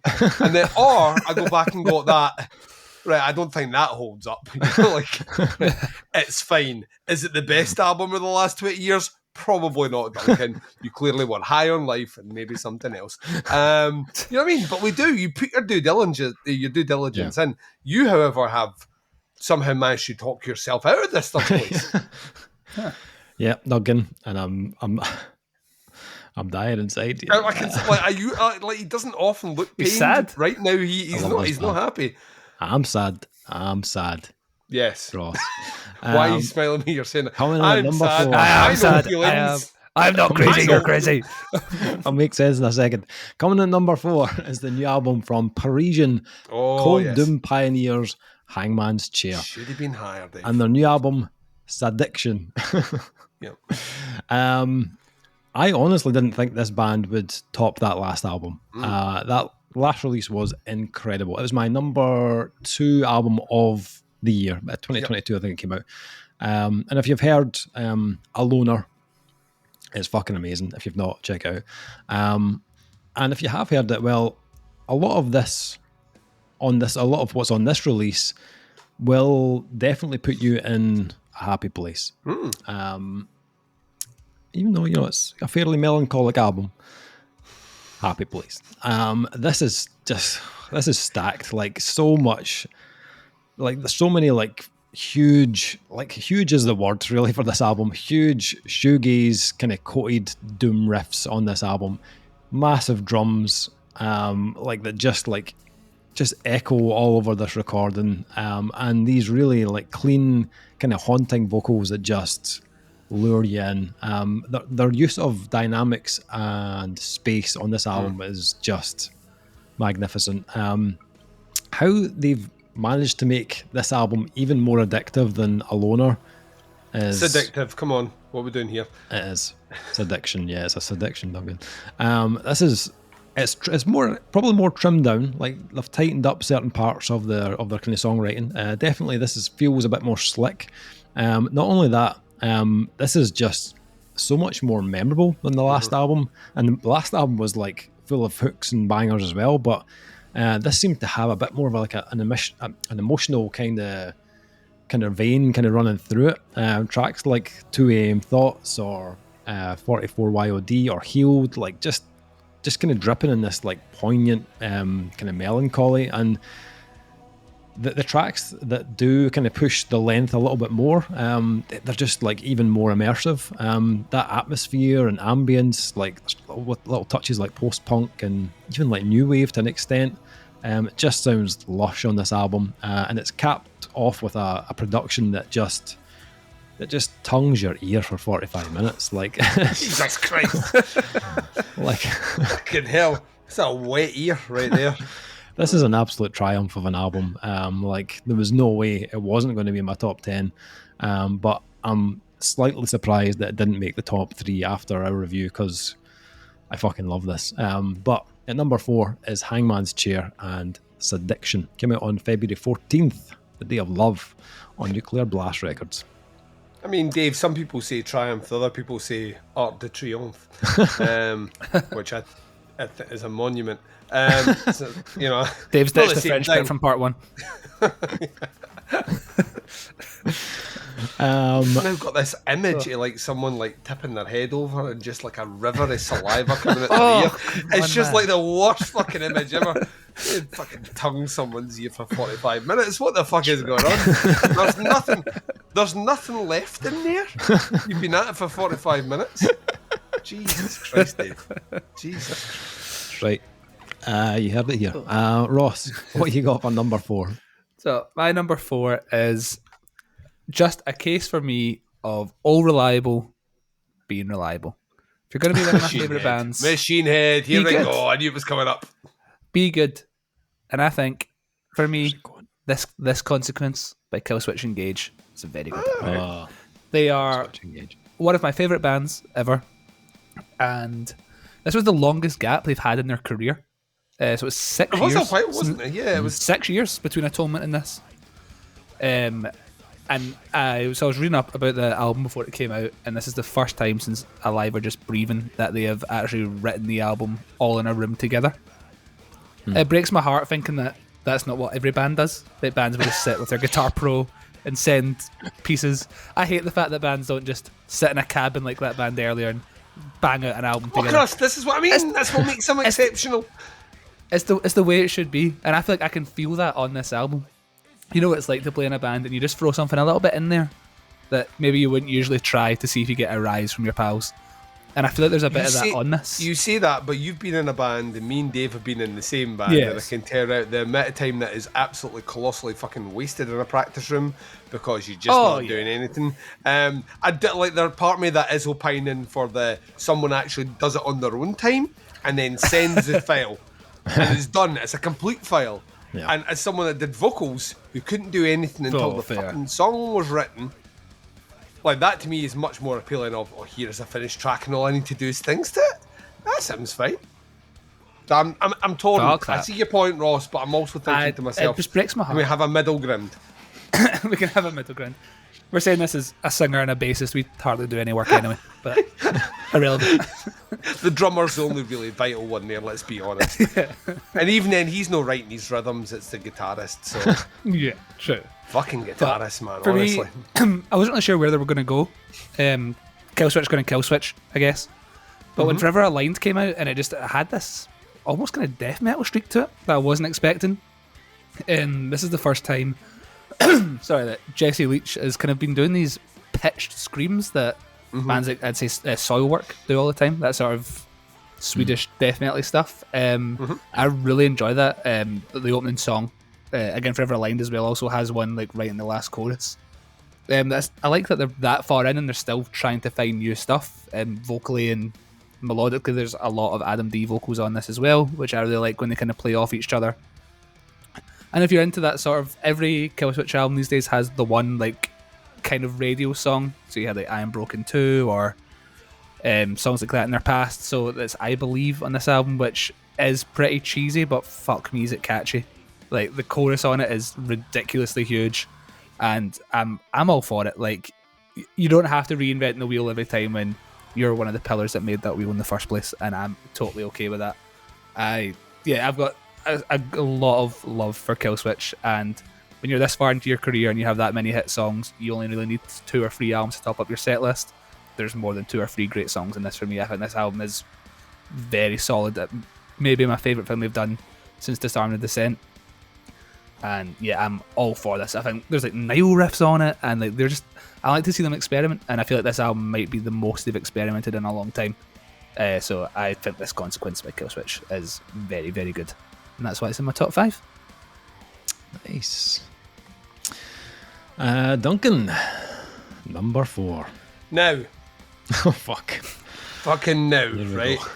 We have 4 albums to get through here, and I'm going to just tell you now, it's 4 albums and 2 countries. That is it. That is literally what we're doing here. So strap your fucking self in. Now, Dave, the balls in this guy at number 10 is like, this is the least album. And you're like, trying like all these excuses for including it in these 10. Ain't no excuses here. In at number 4, sure, Destruction of the Form. If Health can release an album which pretty much fucking topped my end of year list 2 years ago, it sure can definitely be in my top 5. Absolutely. Oh man, like as a kid, much older than Russ, as a kid, when like your TV had 4 channels, one of them might have had sound, and you know, no one did anything except play stickball. Like I grew up, we've spoken about this before, eclectic taste in music growing up, listened to whatever my parents listened to, which was a ton of stuff from the 60s and 70s. Huge influence, the 80s, because like I grew up in that decade and I consumed a like metric fuck ton of kind of 80s pop, new wave, kind of post-punk, like just the what if there's a way to listen to it, I consumed it, right? And that has continued throughout my adult life. I consistently go back to the well of things that just remind me of a time where music was fueled entirely by cocaine. Cocaine and record labels with more money than small governments have now. Like, you know what I mean? It's just to throw money at the problem. It's great. Like, what, you want to record an album? Takes 7 years. You know what I mean? Nowadays, we're just worried about things. Like, then there was no worry. It was just drugs. And, like, Sure to Me, specifically on Destruction of Form, which is their second album, we didn't even know they existed before. And Dave, I think, picked it purely because it said Paris. I think he has a word thing on his emails that'll make anything French comes our way and we will inevitably review it. And you're joking right now, Ross, but I actually think that exists. The amount of French bands we review, and Dave doesn't read every email that comes in because he doesn't have time. He works full time as well, right? So there's some filter somewhere. All I know is it managed to work its way through. And I remember it being sent over, and I remember being like, oh, what did they send? And Dave, a couple of keywords. And those keywords got me excited. And then I listened to it, and those keywords didn't do justice. This to me makes me as excited as Hell's previous album, Rat Wars, made me excited about the direction of industrial music now. I think what they do that Hell doesn't do is they skirt definitely outside of the industrial, is there as a core, mostly through the percussion, which you would expect most industrial bands have harder hitting percussive works, and Sure certainly have that. They lean in it sometime with the instrumentation, but the rest, the synth work is 80s as fuck, right? Like, we're talking Depeche Mode, we are talking Gary Newman, we are talking like bits at times like Nine Inch Nails, specifically around first album, maybe moving into Broken EP. You know what I mean? We're on that level where the synths still have that kind of 80s quality. But then you add on top of this kind of shoegazy 80s melody, and that's where the band just like reach a completely different level. Dave said every song has a hook, and that can't be underestimated. It's just the hook might not be where you think the hook is. It's always in the vocals, but a lot of the songs have a synth melody or a drum bit, and you're like, that's like, for the rest of the day, I'm just going to be going around humming that tune without necessarily singing the vocals. It is so self-assured. Sure as in the deodorant, which is ironic because you know what they say about French people and deodorant, but we're not going there because that's a stereotype and we don't do this in this show. What I like, genuinely, what I love, that there's drink flowing here now, so anything, all bets are off. What I loved about it was, like, and I said it in my review at the time, I finished and I was like, this is a 5, right? And you know what? I need to listen to this again because that 5 tumbled out so easily out my mouth. I think I've made a mistake. I've obviously overlooked something or whatever. And I got through the second listen and I was like, can I give this a 6? Like, I was like, is there another grade above 5?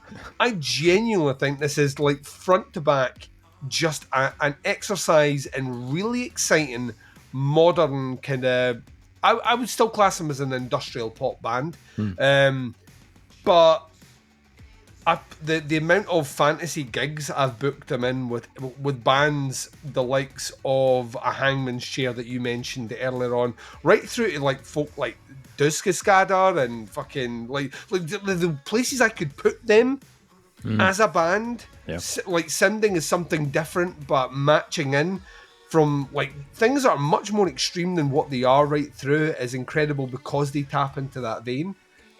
I fucking love this, and very much like Dave, like every month I go on to see if there's maybe like they've dropped the price on the merch. Not because the merch is expensive, it's just postage is fucking extortionate. So if they are checking this out by any way, shape or form, like, can we work a deal here where we can avoid the French postal system and just like DHL it to us or something like that? Like, me and Dave will pay face value.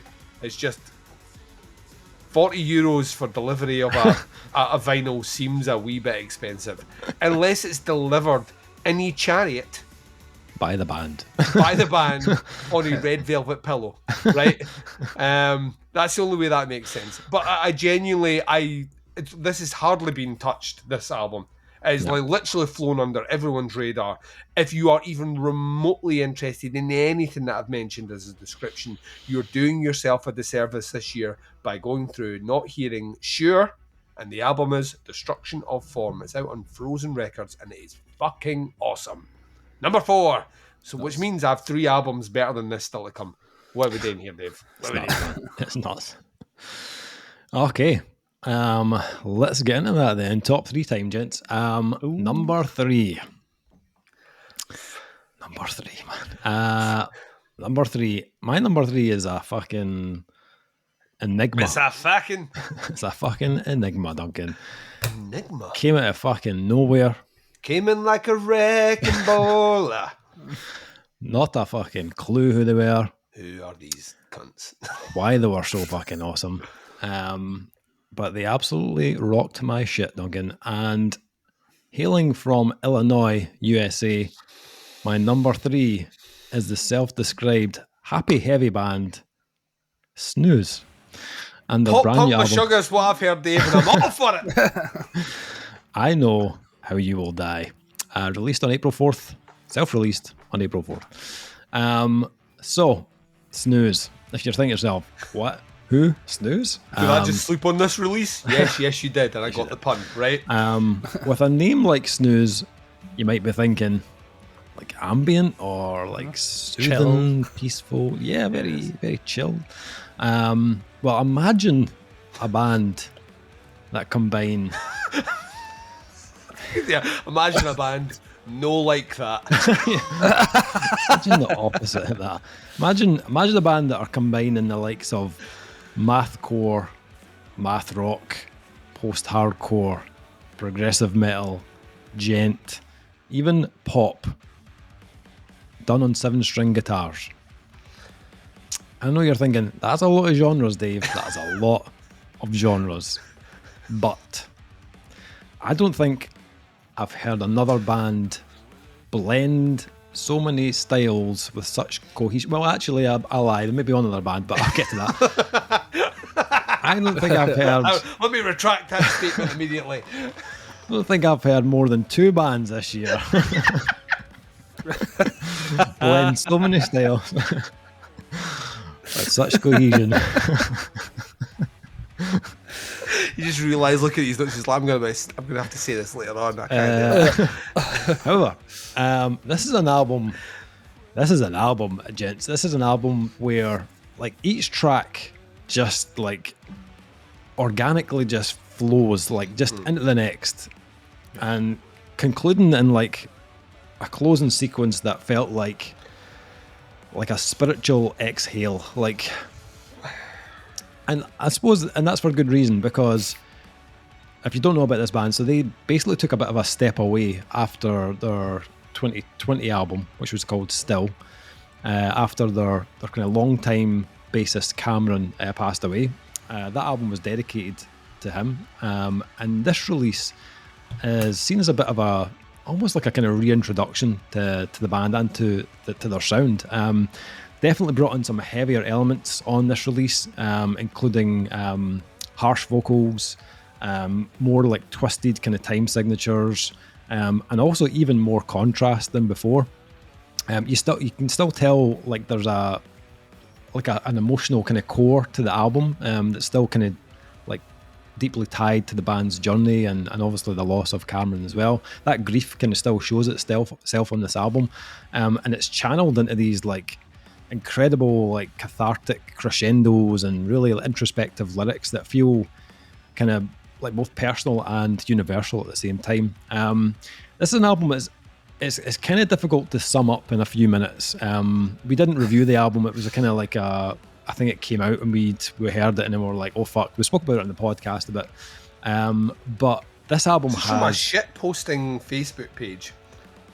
So Is the there? gent, yeah, Oh, that's right, where right, I yeah. found it. Like, Yeah. That's gent right. shit posting, which is ironic. Account that actually does post things that I check out now religiously because of this. Yeah. Literally posted something here and said, you know, like album of the year contender, and the band was called Snooze, and I'm like, I don't know if this sarcastic page name is being sarcastic about these bands, but that Yeah. album artwork rocks. Yeah. And yeah, that's literally how we knew about it, because trust me, ain't no one was talking about it then. No. This album there's so much going on in this album. It takes some unbelievable turns into some wild places, like into fucking doo-wop, fucking kind of scat singing, and like all sorts of fucking In places. the first 5 minutes, Yeah, it's just like, you're like, wild. Yeah. It's like there's moments in this album where you're just like, how did we get here? Like, like how did we get here? Like, it just makes no sense. But it's also those moments that make it such like a captivating album. And it's also one I'd say, like, give it time, because like yeah. it is a lot. And I think I maybe needed like 3 full listens of this before I was like, right, okay, like I've got it. Like I'm starting to grasp like what these guys are putting down. But and it challenges you like as an album, but it also kind of comforts you at the same time, and surprises you in like equal measure. Yeah, I don't have enough good things to say about this album. Like, it is really fucking good, and it's really like one of those albums that is just flying under the radar right now. Like, I haven't really heard any other people talking about this one. So if you've got a bit of time, check this out. My number 3 is Snooze. I Know How You Will Die. It came out on April 4th. Give this a listen. Okay, Ross, number 3. And number 3, you might have had to win Dave over, but I've been with the boys since day one. Oh, My I number have 3 to go is through this again. What we're doing? Even in Arcadia by Oh, Sleep Token. Come on. We know it. You love it. It's yeah. This whole album was a journey. Like, starting from the album announcements, where you filled out like forms and puzzles, and then got assigned houses like you're in fucking Harry Potter, and then you get sent artwork, but then your friends get other artwork, and you have to line them up and nonsense. But I love it. I love when a band thinks outside the box for stuff like that, and I appreciate it. Yeah. Which, once you figured all this out, you got hit with Emergence, which just is an absolute ripper. Like, the kind of rapped vocals on it. Oh, how do we make this song better? Get Gabby from Bill Murray on the phone, lay down a sax in. Sorted. Done. And then usually, if a band I know that I like have an album coming up, I'll limit myself to the first 2 singles. That's like my rule. Right. And then for Sleep Token, because the album was coming so soon, I was like, I won't bother with the second single. And then when Caramel came out, I've never seen like a new song get requested this much when DJing. It was relentless. Really? So I was like, okay, I'm gonna have to listen to it. And I remember when I queued it up, the other DJ standing next to me was like, just so you know, the start of this kind of sounds like Despacito by Justin Bieber, but let it go. And to be fair, it's an ass shaker. It's an ass shaker. Yeah. But like you said, it's the chorus. I think you hit the nail on the head earlier, Dave. I think for me, and it's weird that it's probably a strange comparison, but I kind of feel about this album in the same way I do about Pinkerton by Weezer. And that Right. it's the first time the band I feel like have ever looked introspectively, that they've ever looked at themselves. Because I feel like a lot of the time it's all been like character work and, you know, like overarching storylines, but this is the first time that it feels like Vessel is singing as, well, I wouldn't spoil it and say his name, but he's singing as the guy who he actually is instead of a character. And like the lyrics in Caramel were pretty fucking sad, all about how people were, like, his whole identity is like people were making Reddit threads trying to find this guy who doesn't want to be found, and talking about their kind of relationships and life. Like, this is something they've never really done before. You were saying it earlier with the hip hop stuff, like just the flow is just they just make it sound so easy. Like, why didn't I write that? That's so simple. And now you're one of the biggest bands on the planet. Like, they just keep getting bigger somehow, and they just keep adding more and more strings to their bow. I honestly don't know where they go next, but I'm excited for it. I feel like they'll be able to smash it. The fact that they're still winning people over like yourself this far in shows that it's not just fans that think they're leveling up. They really are winning folk over more and more. So if they kind of keep going with this, keep the lyrics kind of personal, because that's what really grabbed me as well. Yeah. And keep the heaviness. Like, still, that Caramel song I was saying sounds like Justin Bieber also has blast beats in it. And like an 8th string breakdown in it. Like, why not? So if you're going to keep doing it, do it this way. Just keep pushing what you're doing. Add as much fucking shit as you want, like we were saying with Snooze, and just see what works. I love this album. I really do. So Even in Arcadia by Sleep Token. Duncan, are we twinning here? No, I listen. I will put my cards on the table. I listened to it twice. I listened to it once, and I got to the end, and I was like, and then Dave's like, actually, I really like this, and I was like, you know what? For Dave, for the friendship, he was best man at my wedding. He was best man at my wedding. I was best man at his wedding. Right? He's been my best friend now for more years than I had been alive knowing him than years that I didn't know him, right? So I will do it again. And I got to the end of the second listen and my position has not changed. I understand why they're huge. I struggle to understand why people like them as much as they do. I hear it, and what I hear is a lot of studio gimmickry and not a lot of substance. But that's just me. It's one guy. It's one guy. I was quite interested to hear if this would end up in your list, Ross. Because I was like, I love this, but I was like, what are Sleep Token fans that exactly. love the last album? What are they thinking of this? Is this just going to put them off, or because it's different? Like that's the thing. It's not like a version 2 of the previous album, of which we had opinions on, Dave. Similar opinions. It's weird you've shifted, but so the fact that is it as good as the previous album for you then, or is there something that you would change? Remember, the previous album was my number 1 album of the year. But Dave said that Hangman's Chair's new album was better than the previous one, and it scored higher. And he's true. So it's all comparable. I don't like it as much as the last album, for what it's worth. Right. But I do really enjoy it. I've seen them headline Download on this album, so I got to see the reaction the new songs were getting, and it was quite noticeable that the songs from this album and the last one, compared to the songs from the first album, which is still my personal favourite. You could tell people are much more into the new stuff than they were the older stuff. Like songs like The Offering used to be their closer, and now it's like fourth in the set. Just like it's not that. It's not the big song anymore. But that used to be the one back in the day. I really like it. I do know quite a few people that aren't big on it though. Like you're right. Like I think people who have been in from the start, like, oh, this isn't the same band that I originally kind of fell in with. Yeah, but for people like me and you, Dave, we love it. All the DNA is there.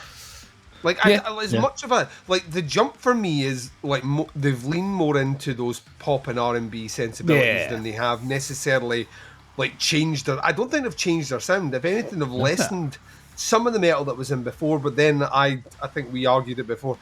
I wasn't particularly overly impressed with the metal that they had in the previous album. So if you're going to lessen that in favour of stuff that you are, I don't want to upset people, better at, then that's not a bad move for me musically. It just it's not the thing that makes me hard, right? For lack of a better term. You know, it's fine. Listen, when a band like that scores a number 1, and then headlines Download, it literally turns a spotlight on the British music scene. Which I think we've been arguing lots of people that asking me about it. Like we've been arguing mainstream radio station since we started back doing Metal Epidemic. The one thing we've said is, why do we feel like the UK's metal scene just now is one of the best out there, with bands in all these different genres that feel like they're delivering some of the best of the genre we've ever heard, and no one's covering it. Bands like Sleep Token getting attention tend to attract the attention to, well, what else is the UK putting out? Which is not a bad thing. So whilst I might not like the album, it's the same with Ghost. Even though Dave hates Ghost, when Ghost get a number 1 album, that's an exciting thing, because people who generally wouldn't be talking about metal are talking about metal, which means they might find something else. They might go to a Ghost gig. They won't see any support bands because Ghost don't tour with anyone, but they may go to a festival where Ghost are playing, or see some, say like Bill Murray was huge his career has basically ballooned, not just because American Motorsports is a great album, but in the UK he would not have been playing Then You Sold It they had he not supported Sleep Talking on that tour. Well, he said it wouldn't have himself, happened. like the Barrowlands gig was the biggest gig of his career. This is the biggest, and that's because of that. Like you can't like that's the exciting thing about it. Whilst I might not like the music, I like the effect that it does have in getting people to pay attention to what's out there. See, that could be nice. Music's a bit dry though. Is it number 3 for me? Number three. Right, let's stick in. Let's. Where were we before? We were in Paris. So let's stay in Paris.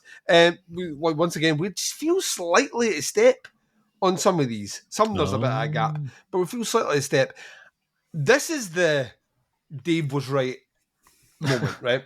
Because Aloner never even made my top 20 that year, and it was because I remember I was off that week, right, when that was discussed, right, and I remember coming back and you pitching it to me, and I was like, cool, I'll get to it, right, Doom Pop, yeah, great, Dave, and then for whatever reason I never listened to it that year, so it never made inclusion on my list, and I came to it later on, the following year or whatever, and I was like, there's so many cool things here, but it doesn't connect the way I want it to. So like there was something missing. And then Seduction came out this year, and this hit me like a 10-ton hammer, son. I just came right, like from the opening chord, I was like, this is fucking incredible. Like locked right in. And to me, it just sounded like, once again, this was a band who had found their moment and leveled up. I mean, for a band as long in the tooth as these guys are, they've been on the go for a while. It's album number 9 or something. They've been on the go a while now. To kind of finally be settling into this sound feels a bit strange, because bands are now coming out with this sound as album 1, and it feels like they've kind of went around the houses to get here, but in the most interesting way, that when Kowloon Lights kicks in, which is the 4th track on here, one of the singles from the album, it opens with maybe the best Deftones riff that Deftones have never written. It's like, but then you get these kind of almost Duran Duran-esque vocals over the top of it, and this haunting dreaminess. And I remember hearing that track and being like, if only everything could be like this, and then you realise you have a whole album of that. Yeah. And that's the beauty of Seduction is... And the name's terrible, right? Seduction's a terrible name, right? You want to know why I know that? Because I was in a new metal band called Diseasure, which was a cross between Disease and Seizure, which we put together because we thought we were being cool. Seduction is up there with that. It's a sad addiction, Seduction. You see what we're doing here? It's terrible. But English isn't their first language, right? So we'll let them off. There's a lot of themes about drug addiction on the album, though. 100%, right? But Seduction. It's called addiction. It's called addiction, Dave. Why is there an S? It's not as cool as Seduction, was it? Is that a cool word? It's a conversation for a different review. But the album itself, to me, has this fucking huge production, which Aloner doesn't have. Aloner feels still kind of rough and ready, and it's kind of cool. You go back, especially after you've listened to the new album, you go back, you hear it. All the stuff's there. It's just... It's like the analogy I always use with these things is they're Ivan Drago on the treadmill being injected with steroids at a 45-degree angle. You know what I mean? It feels like they've worked out and they've come back and they're like that, right, this needs to be bigger. This needs to sound huger. The vocals need to be here. The melodies need to be like this. And it's like they've constructed from the parts of the previous album the best version of the band. And as a result, when you get through this, there's no way I struggle to find anyone that will listen to this and not get to the end of it and feel like they felt something. Like you feel that even if you don't know the lyrics, even if you don't like the music, the emotion is all the way through this. The fact that like the one of the best like guest appearances this year. Who would have thought like Duel would do like a duo with like guest appearance, a singer from Hangman's Chair, and it would just sound like like that, just form a band. Like it was literally like just form a band, write an album, like I'm there for it. It's just fucking the fact that they went out touring and we missed that tour, and I will never live that down that we missed that tour, because I think they did play the Barras as well, and we missed them playing together. It just, the attention to detail is sublime, and the album is incredible. It is literally like brushstrokes of emotion on a canvas. I can't get enough of it. I come back to it so much that it's scary. Like a band that I like flippantly disregarded a couple of years ago, not unlike the band you were just talking about with Ross, but for different reasons. Like for different reasons, as in it wasn't that I didn't like the music. But you know what I mean? I literally, they weren't even a consideration. They were one of those, oh, that's an album that Dave put very near the top of his list that, you know, I'll never get. And it wasn't that I'll never get, it's just I never gave them their day in court. And that came in on Seduction, and yeah, it's, I mean, they're out on Nuclear Blast on a great record label, but, and we'll one day speak to our buddy from Nuclear Blast, this band should be much bigger. They should be getting a much bigger push, and it should be out touring as much as possible. I want to see them live. I think the next album is going to continue. Like bands like this that are constantly changing by album, whatever it is, that they're on now, are not going to stop. It's going to continue that growth and that exploration, and that's an exciting position to be in. So number 3 for me, Hangman's Chair, Seduction, number 3. Nice. Yeah, not a heavy vocal to be heard on the album either, Duncan. Not like the closest we get to a scream is a cough off air. Yeah. Literally. Okay. This is where it counts now. I have a sneaky suspicion I know where you're coming in with number 2. And then I'm almost sure with number 1, unless you flip the script. But number 2, I'd completely forgotten about. So, like what I think you're going to say. So I'll be quiet now. If I smile cheekily, then it's because I called it in my brain. If I look bewildered, it's because what the fuck are you doing? Everyone look at me and not Dave. Number 2. Some albums, gents, some albums are just made for you. And my number 2 album on my mid-year list is one of those albums. I have rinsed this album like no other. Like, it has been my go-to like since March, since it came out.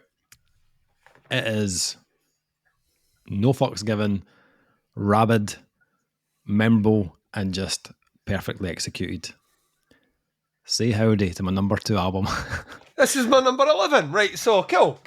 Eldorado. Right, yeah, Eldorado. Las Vegas hardcore band, Spirit World. Ride your pony. Sorry. Spirit World, the third chapter in the Spirit World Inferno saga.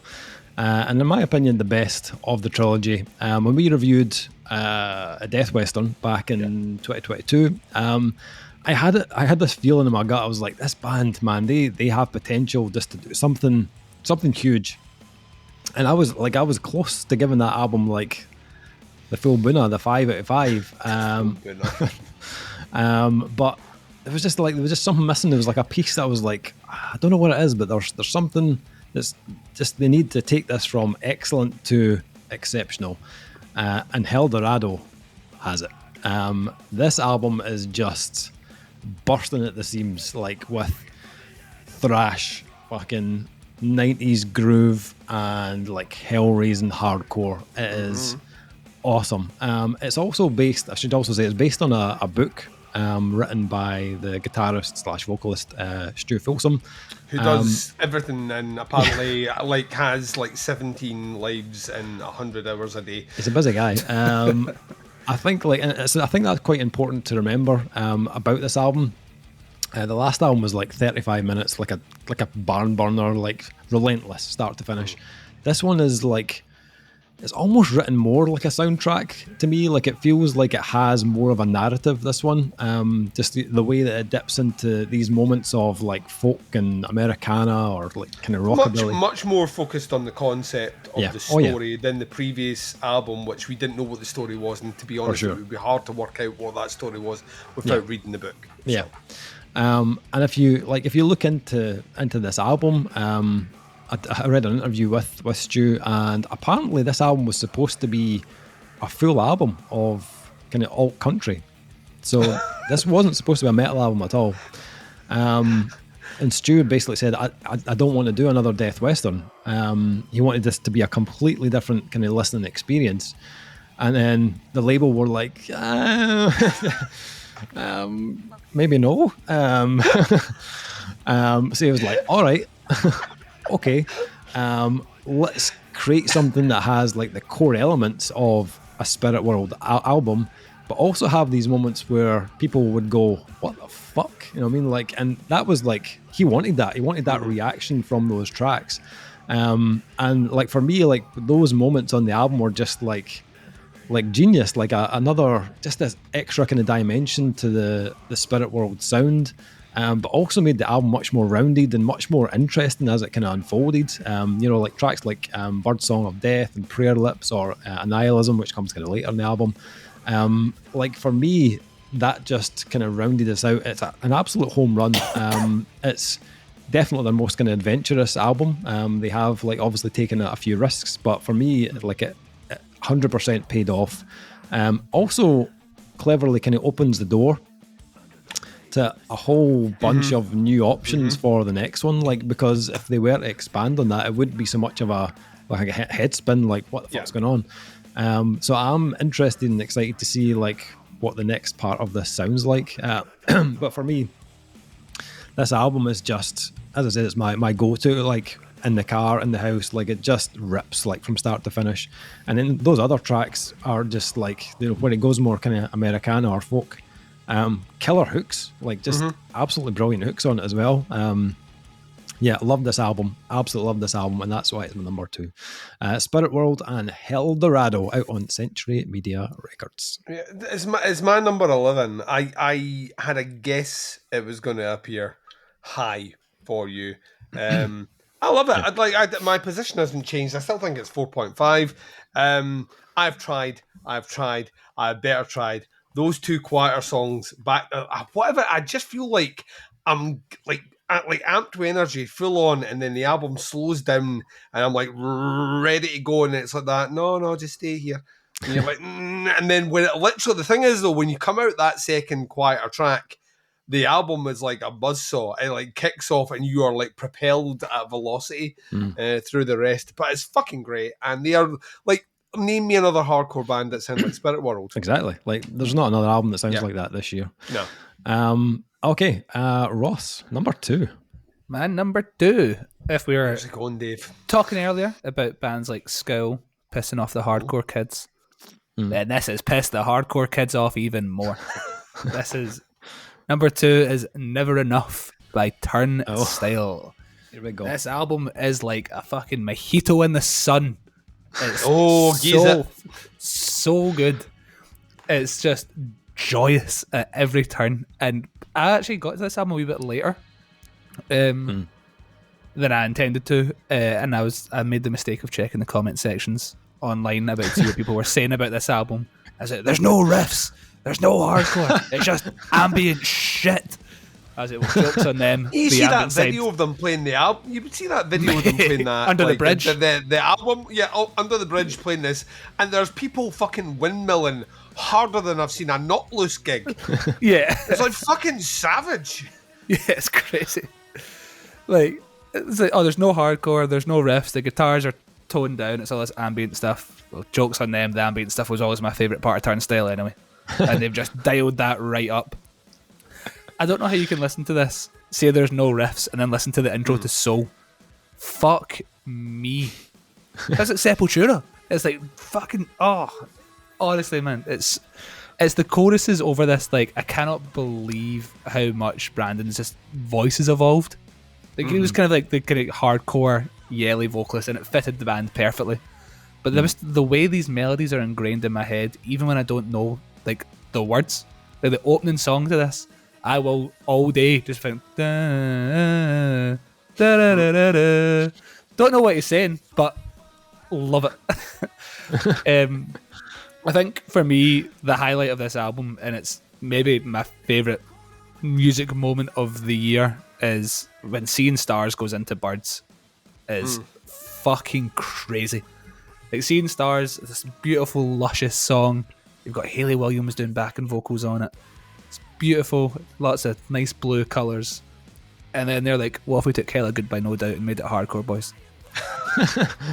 And you get the outro to Hella Good played by a fucking hardcore band. And it's, delightful. They have really upped the ambient stuff on this. Like I say, that was always some of my favourite moments. Songs like They're Dreaming. fucking good at it as well. Yeah. I don't know why people are upset about it. They're good at it. Yeah, like Dreaming with the saxophone and the flute and all that comes in. Like, other hardcore bands aren't doing that. They're doing Casio keyboards with their violins.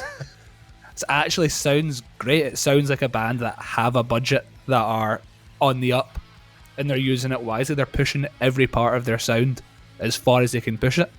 I think the choruses are insane, and there is riffs. Like, is the guitar tone dialed down a bit? It probably is, but the way that they riff, be live. it doesn't. Yeah, exactly. It will not be live. So I think I'm all in on this. I understand some of the criticism, but for me, when the songs are this good, why does it matter? Like, don't let bands just be in a box. Let them do what they want to do, and you'll get the best art that way. And I think that's what Turnstile are doing. So my number 2 is Never Enough by Turnstile. I love it.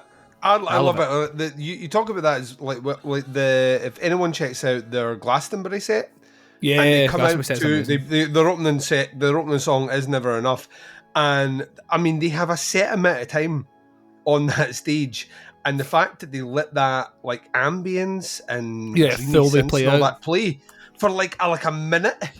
And like the camera pans around and you see this beautiful, like gorgeous sunny day, and it spans over the crowd, and you're like, that. This is like this summer album this year. It's a Turnstile summer. Charlie XCX said it. 100, and I've never like been so committed to that ever. Although last year I was pretty much in a brat summer, so I'm like whatever she says the summer is, I'm kind of with. But like it speaks to that. I think it is a fucking great album. I also think that Turnstile fans don't know what they want from Turnstile, and that kind of makes me. Anytime a fandom does that, I kind of get excited. It's like when like black metal fans don't like Dimmu Borgir because it's too well recorded, and you're like, oh, I'm going to check this out then. You know, fuck these guys. Oh, I can actually hear the drums. Nice. Oh, amazing! Here we go. Oh, there's a riff there.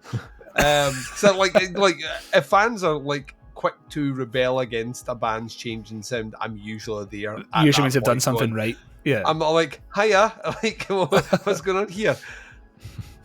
Good choice, man. Good choice. Nice. Thank you. Well, great. Dave loves it as well. I'm going to monopolise this, but I was thinking Dave was staying pretty quiet there. Yeah, no, I know enjoyed you're it. a big Turnstile guy. Yep, enjoyed that one. Jeez, Turnstile. Dave is living right now a Turnstile summer. Look at his face. Duncan, Yes. number 2. Number 2 for me, right?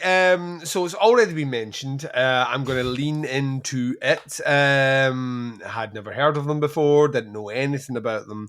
Came across a Facebook post about them. Literally took a screen grab. I think I was maybe about 4 songs in, and my brain was like it felt like fucking fire ants were we're marching all over it to Rammstein, you know, like the video where they're all doing the fucking. It was like that. I was just like, what the fuck is it? Like my brain was engaged in everything, and I was like, I need to speak to someone. And I was on a bus, and I was like, I can't. I'll text Dave just the album artwork, and I was just like, this.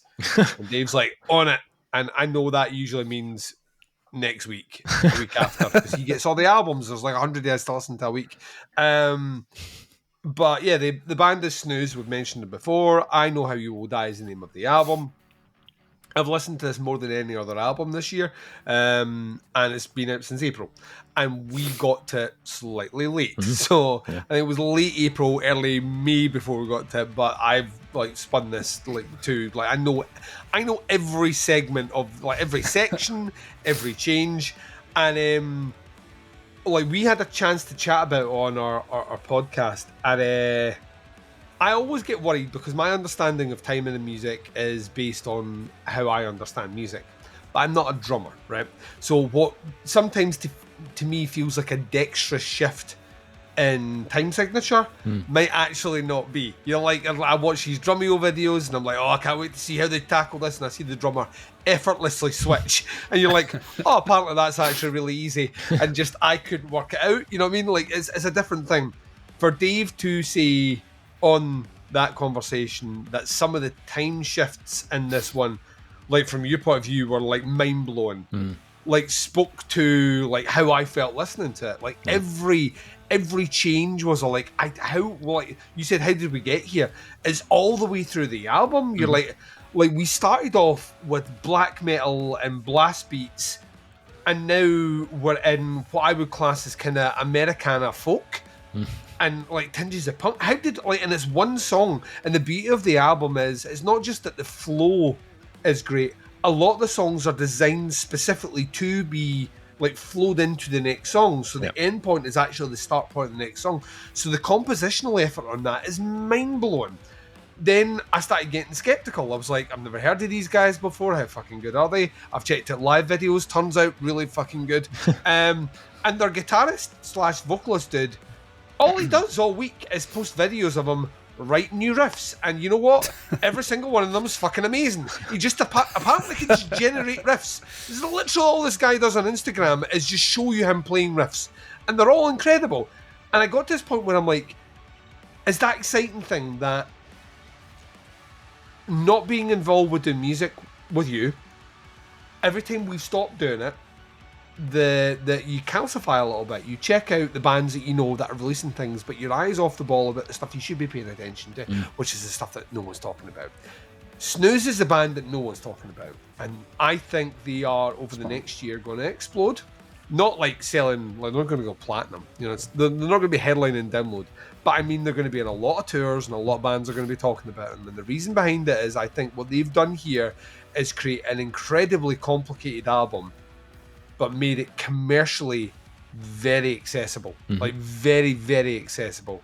That kind of pop punk Meshuggah thing that flies around is actually pretty apt. Not because they're doing like the most ridiculous polyrhythms you've ever heard. They're not. But the way they approach music is as off the wall as a band like Meshuggah approach it, which kind of feels alien to the listener. You listen to this with all the understanding and knowledge and theory that you come into listening to music, and then you hear a band do something memorable, catchy, and commercial, but everything underneath it is designed to be the antithesis of what that isn't. And it shouldn't work, yet they make it work. Like, once again, relative ease. They've spent a lot of time crafting this album, and it shows. I don't take a second of this for granted. I think, though, that, once again, the sky's the limit with these guys. Like they've given us everything on this album, which I didn't think could be condensed into one album, and I genuinely feel like we've just scratched the surface. And they're all still really young, and that's the exciting thing. I can't think of another band in recent times that have done something as technical as Snooze has in a way where I instantly just was like, this here. I don't know how we communicate it to people. I don't know how to describe it. I sometimes use do you like doo-wop and gent blast beats? Then check it. Like, you know, but it doesn't do credit to what they do. Yeah, it doesn't at all. They are on the bucket list of bands that I need to see.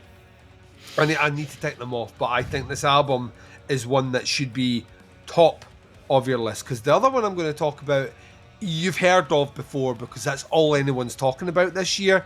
This one I think sits in a similar vein, in a similar bubble, but it's the one no one's talking about, and it doesn't have the big record label and the PR company and everyone else pushing it, but it's as exciting for different reasons. It didn't get my number one spot because I'd already reviewed the other band, and this is the next level up, which I'm still to see from Snooze.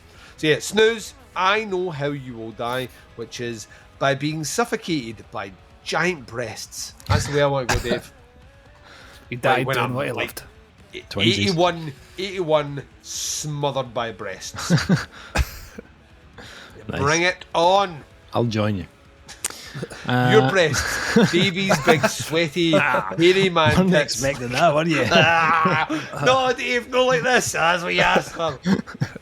Duncan died doing what he loved. It's apparently inhaling Dave's tit sweat. Right?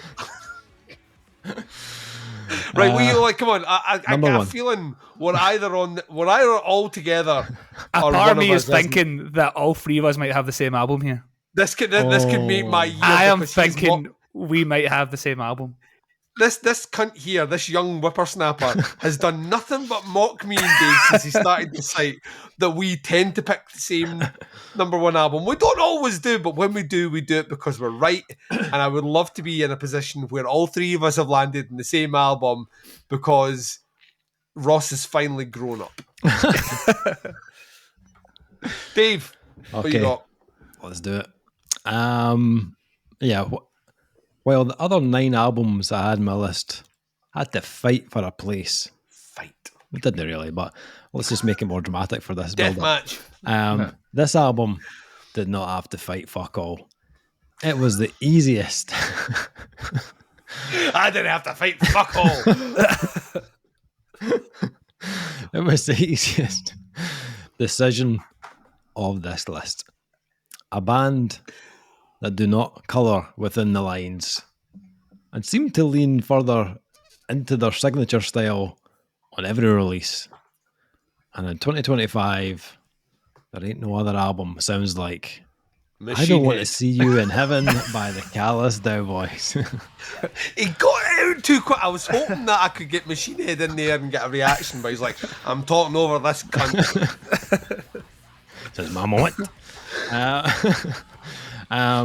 Callous Cowboys. I loved Celebrity Therapist, Me but too. I felt like their magnum opus. I felt like it's still to come. It's still to come. They just needed a little more time, and that is what they have delivered with I Don't Want to See You in Heaven. Fuck me from the get go on this. It is clear. Like this is not a retreat from the mathcore roots of this band, but this is a full throttle expansion into blistering aggression, unexpected melodic detours, surreal smooth jazz, new metal grooves, emo theatrics, fucking drum and bass pulses, and R&B hooks. Autotune. Autotune. But they somehow manage to never sacrifice any of their signature intensity while doing that. This album is so well thought out. Like, they have nailed this. And I think what is like one of the most impressive things about this release is it's both kind of like hyper technical and also emotionally resonant at the same time. The musicianship is razor sharp, but never sterile. Every like time signature shift or every genre pivot they do feels like purposeful on this release. Lyrically, vocally, Carson Pace is like at his best on this release, like continuing to deliver like irony and vulnerability in equal measure, but with these like unhinged screams that go into crooning melodies, like sometimes within the same breath. This album like is just on another level. Like, and I think like mathcore is kind of often accused of being quite like insular or like inaccessible, but the Callous Cowboys have delivered an album that's both like a kind of love letter to mathcore and a kind of challenge to its boundaries as well. This isn't one of the best albums of the year. It's one of the most distinctive albums in recent memory for me. This was an easy pick for my number one spot. It was just, as soon as I heard that, I was like, yep, this is it. This is what I was waiting on, guys. All along, this is what I was waiting on. And they fucking delivered. So my number one is the Callous Cowboys, and I Don't Want to See You in Heaven, released on MNRK Heavy. Okay, here's the truth. Ross, what is your number one album pick? Say it with me, boys. Ugg bugaboo, ugga boo, ugga. My number one is I Don't Want to See You in Heaven by the Callous Cowboys. You're very fucking Oh my god, everything Dave just said. Absolutely. I loved Celebrity Therapist. If you remember, I reviewed the last EP for the website, gave it 5 out of 5 as well.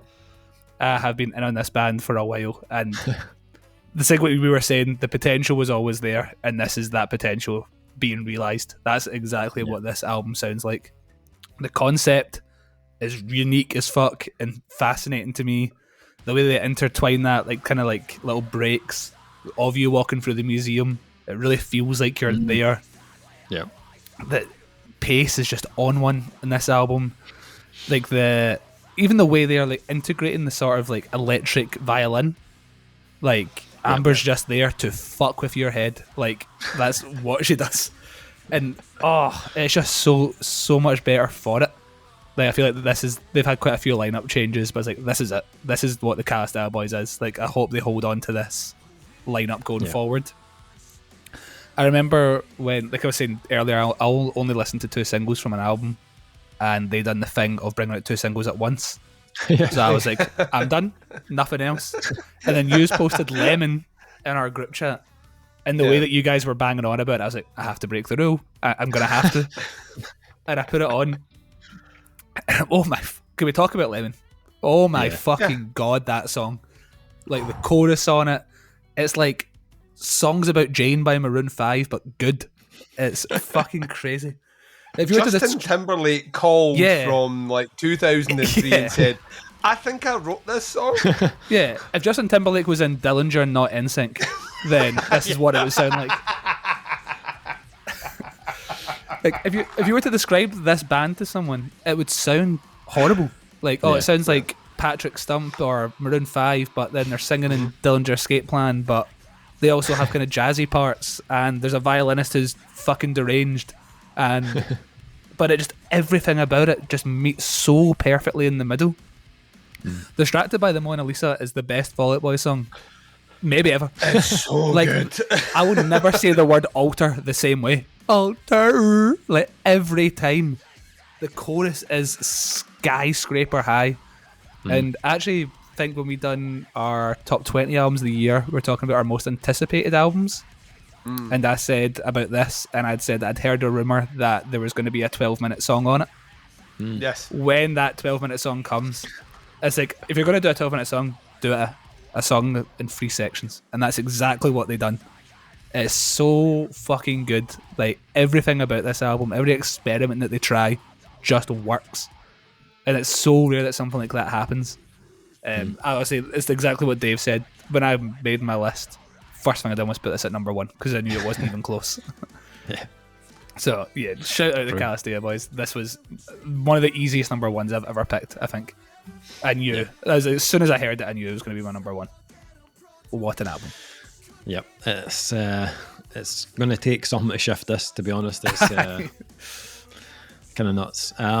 Duncan, are we completing the trio? We are completing the trio, and I've never been happier than this moment right now.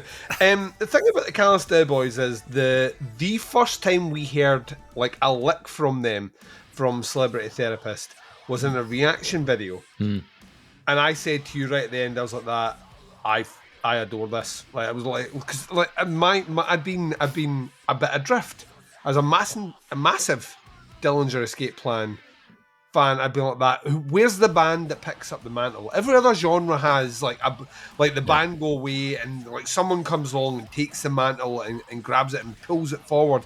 And we didn't. We had pretenders to the throne. We had people like trying to fuck with, but maybe not getting. And what you forget is, like, Dillinger started off as the most anarchic thing you'd ever fucking heard. It was literally, it was thermite. You know what I mean? It was like thermite, like, put upon a fucking building surface just to watch it burn. It was so volatile.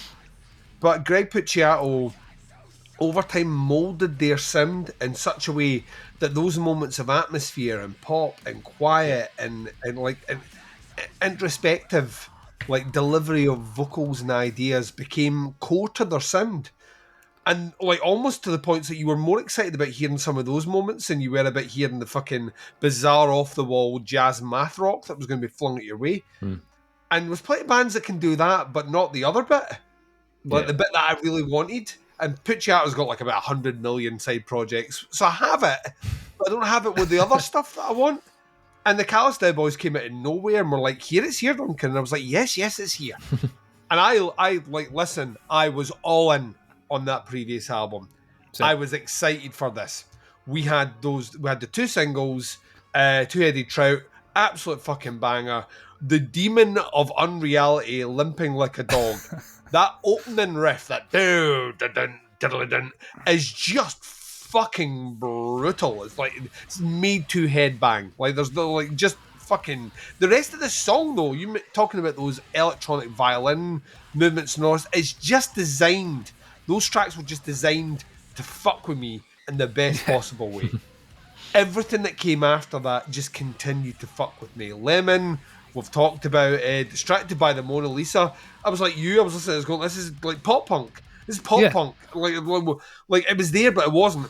When we finally come to review this, me and Dave both settled on the one word, right, that they brought to this album, which wasn't there before, and I'll tell you right now it was needed. And that one word was Glassjaw. They brought Glassjaw to this release. They really you can did. do all the other stuff. Like, you know what? Everything I ever wanted to know about Silence. What's up, bitch? They brought it to this, and for a vocalist who is as humble as he is with his perception of his vocal ability, which still blows my mind, that's the bit they need to lean into. That's the bit that's done the biggest jump. Musically, the musical stuff was always there, right? What they're doing just now is refinement and execution over longer form, right? Unless you can sing like that, all the other stuff they do here, where they lean into pop or like R&B or whatever else they're doing, doesn't work if you can't sing like that. Yeah. Right? Yeah, absolutely. And you mentioned Patrick from Fall Out Boy. The rumour about Fall Out Boy for the longest time was, while the rest of the band was partying, he was in his hotel room fucking singing every night, practicing doing scales and like constantly practicing. And as a result, there's a certain point where you listen to them where you get like, you're like, is that the production? No, that's just him. He just like became an infinitely better singer because he put the work in. Yeah. That's what you have with the Callous Dead Boys. You listen to this as a guy who wants to be better, who wants to be able to challenge his vocal ability. And that gets you so far as well, being able to write the hooks and deliver on it. They have that. It's why Snooze is my number 2. Like, I think musically Snooze is on the same level here, but what Snooze doesn't have is that extra shift where they can be like that. Justin Timberlake. And you mean there's that thing where you're listening and going like, this shouldn't be on the same album. My favourite thing to do as my closing statement here is watch the internet, like pretend that bands like this have never existed before. The amount of people that are like, my brain is shattered after listening to Callous Dead Boys. No one's ever done this before. You're like, plenty of bands have done it before, right?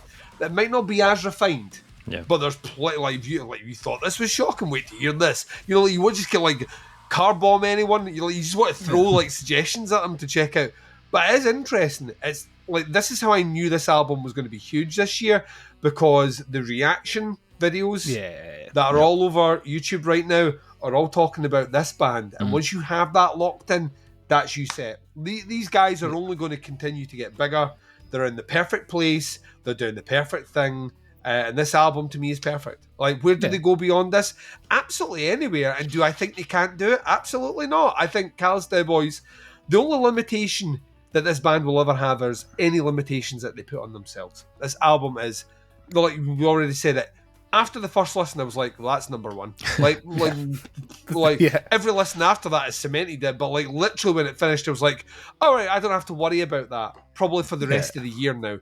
That's great. It was the same way with Four Stroke Baron. At the end of that first listen I was like, right, well this year's showing up now. Like, listen, there's 19 spaces left. Have at it, lads. I feel the same way here. It will take unless 9 Inch Nails personally write an album called This Is for Duncan, and it's 12 songs all about me, and Trent Reznor like lyrically like literally whispers them in my ear. Licks your ear for 45 minutes. Yeah, it licks my ear for 45 minutes, and that Reznor spit just comes out my ear like a Niagara Falls, Frankie. Just like keeps pouring out. Unless that happens, either that or he gives me a tug job behind the shed. Unless those things happen, the Callous Dead Boys, I'm telling you right now, we're going to be at the end of the year, lads. We're going to be doing this video 6 months from now, and it'll be the first time that we have created the Unholy Triumvirate. Yeah. It's every time you go back to it, there's more stuff. It's just like there's so much stuff that I focus on like subsequent listens where I'm like, that's the hook that makes the album, and the next time I'm like, no, that's a great, but this is the hook that makes the album. That switch there, that heavy riff there, it's every listen. When you were saying about the 9 Inch Nails writing an album for you, I felt like this album was written for fucking me. Like, oh, how are we going to make Ross Bowie like this more? Why don't we take Ross Robinson's speech from when he produced one of Ross's favourite emo albums of all time and just put that as a sample for him? What the fuck do you mean you've lifted the speech from Heroin by From First to Last and put it in a mathcore album? Like, that was... These guys, man, they just know how to get shows, like, you know what? If anything, it makes me love them even more because it shows that they care about the genre they're in. Yeah. Well, it shows they know You know what I the mean? roots and all That's that. That's a deep cut. That's not their big album. That's a random. That's a like we know our shit. And the last thing, PSPS, PPPS, on this one is, you know what their weapon is that every other band doesn't have? Is that every member of that band looks like they could play in a different band entirely. But for whatever reason, under this collective, it gels. Yeah. And this isn't like James Hetfield likes writing country songs, but he's in Metallica. You know what I mean? I'm talking about, like, all these musicians feel like they would be in wildly different bands if the Callistine Boys doesn't exist. But this is the one thing where everything aligns to that one point, and as a result, magic is given. Fucking all this. Give me everything you've got. Did it, boys. We did it. Yep. Finally created the Dave, the Duncan, and the Ross over there. Right? Okay, final thing. Let's run back those lists just for all the lazy folk that skipped all our hard work and just want cold, hard lists. Maybe what they heard was Sleep Token on the back half and didn't want to check out that video, Dave. That's all I'm saying. That's fine. If you're skipping to the end, here you go.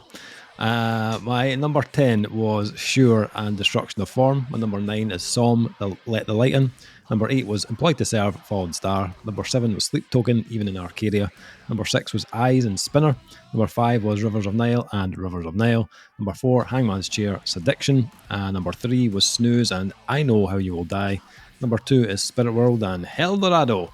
And number 1 was the Callistine Boys, I Don't Want to See You in Heaven. Ross, take it away. My number 10 was My Apologies to the Chef by Winona Fighter. Number 9 was Cremis by Grab. Number 8 was We Are All Angels by Skill. 7 was Clockwork by Stray from the Path. 6 was Fallen Star by Employed to Serve. 5 was Hymns and Dissonance by Whitechapel. 4 was This Consequence by Killswitch Engage. 3 was Even in Arcadia by Sleep Token. 2 was Never Enough by Turnstile. And 1 was I Don't Want to See You in Heaven by the Callous Day Boys. Duncan? Number 10 for me was Koanashi with I Want to Go Home. Number 9, Okrust with Waving at the Sky. Number 8, Employed to Serve, Fallen Star. Number 7, Deaf Heaven, Lonely People with Power. Number 6 is Eyes with Spinner. Number 5, Rivers of Nile, self-titled. Number 4, Sure with Destruction of Form. 3, Hangman's Chair with Sediction. Number 2 is Snooze and I Know How You Will Die. And of course, number 1, completing it out, is the Callistine Boys with I Don't Want to See You in Heaven. Nice. There we go. That is our top 10 albums of 2025 so far. So far, be prepared to see stuff move. Yes. That's probably... in 6 months' time, be prepared to see an almost completely different list. Yeah. It probably will. There's already been a couple of releases in July that have started to do damage to my list already. There's one that knocks number 10 off straight away. I hate doing this, Dave. Yeah.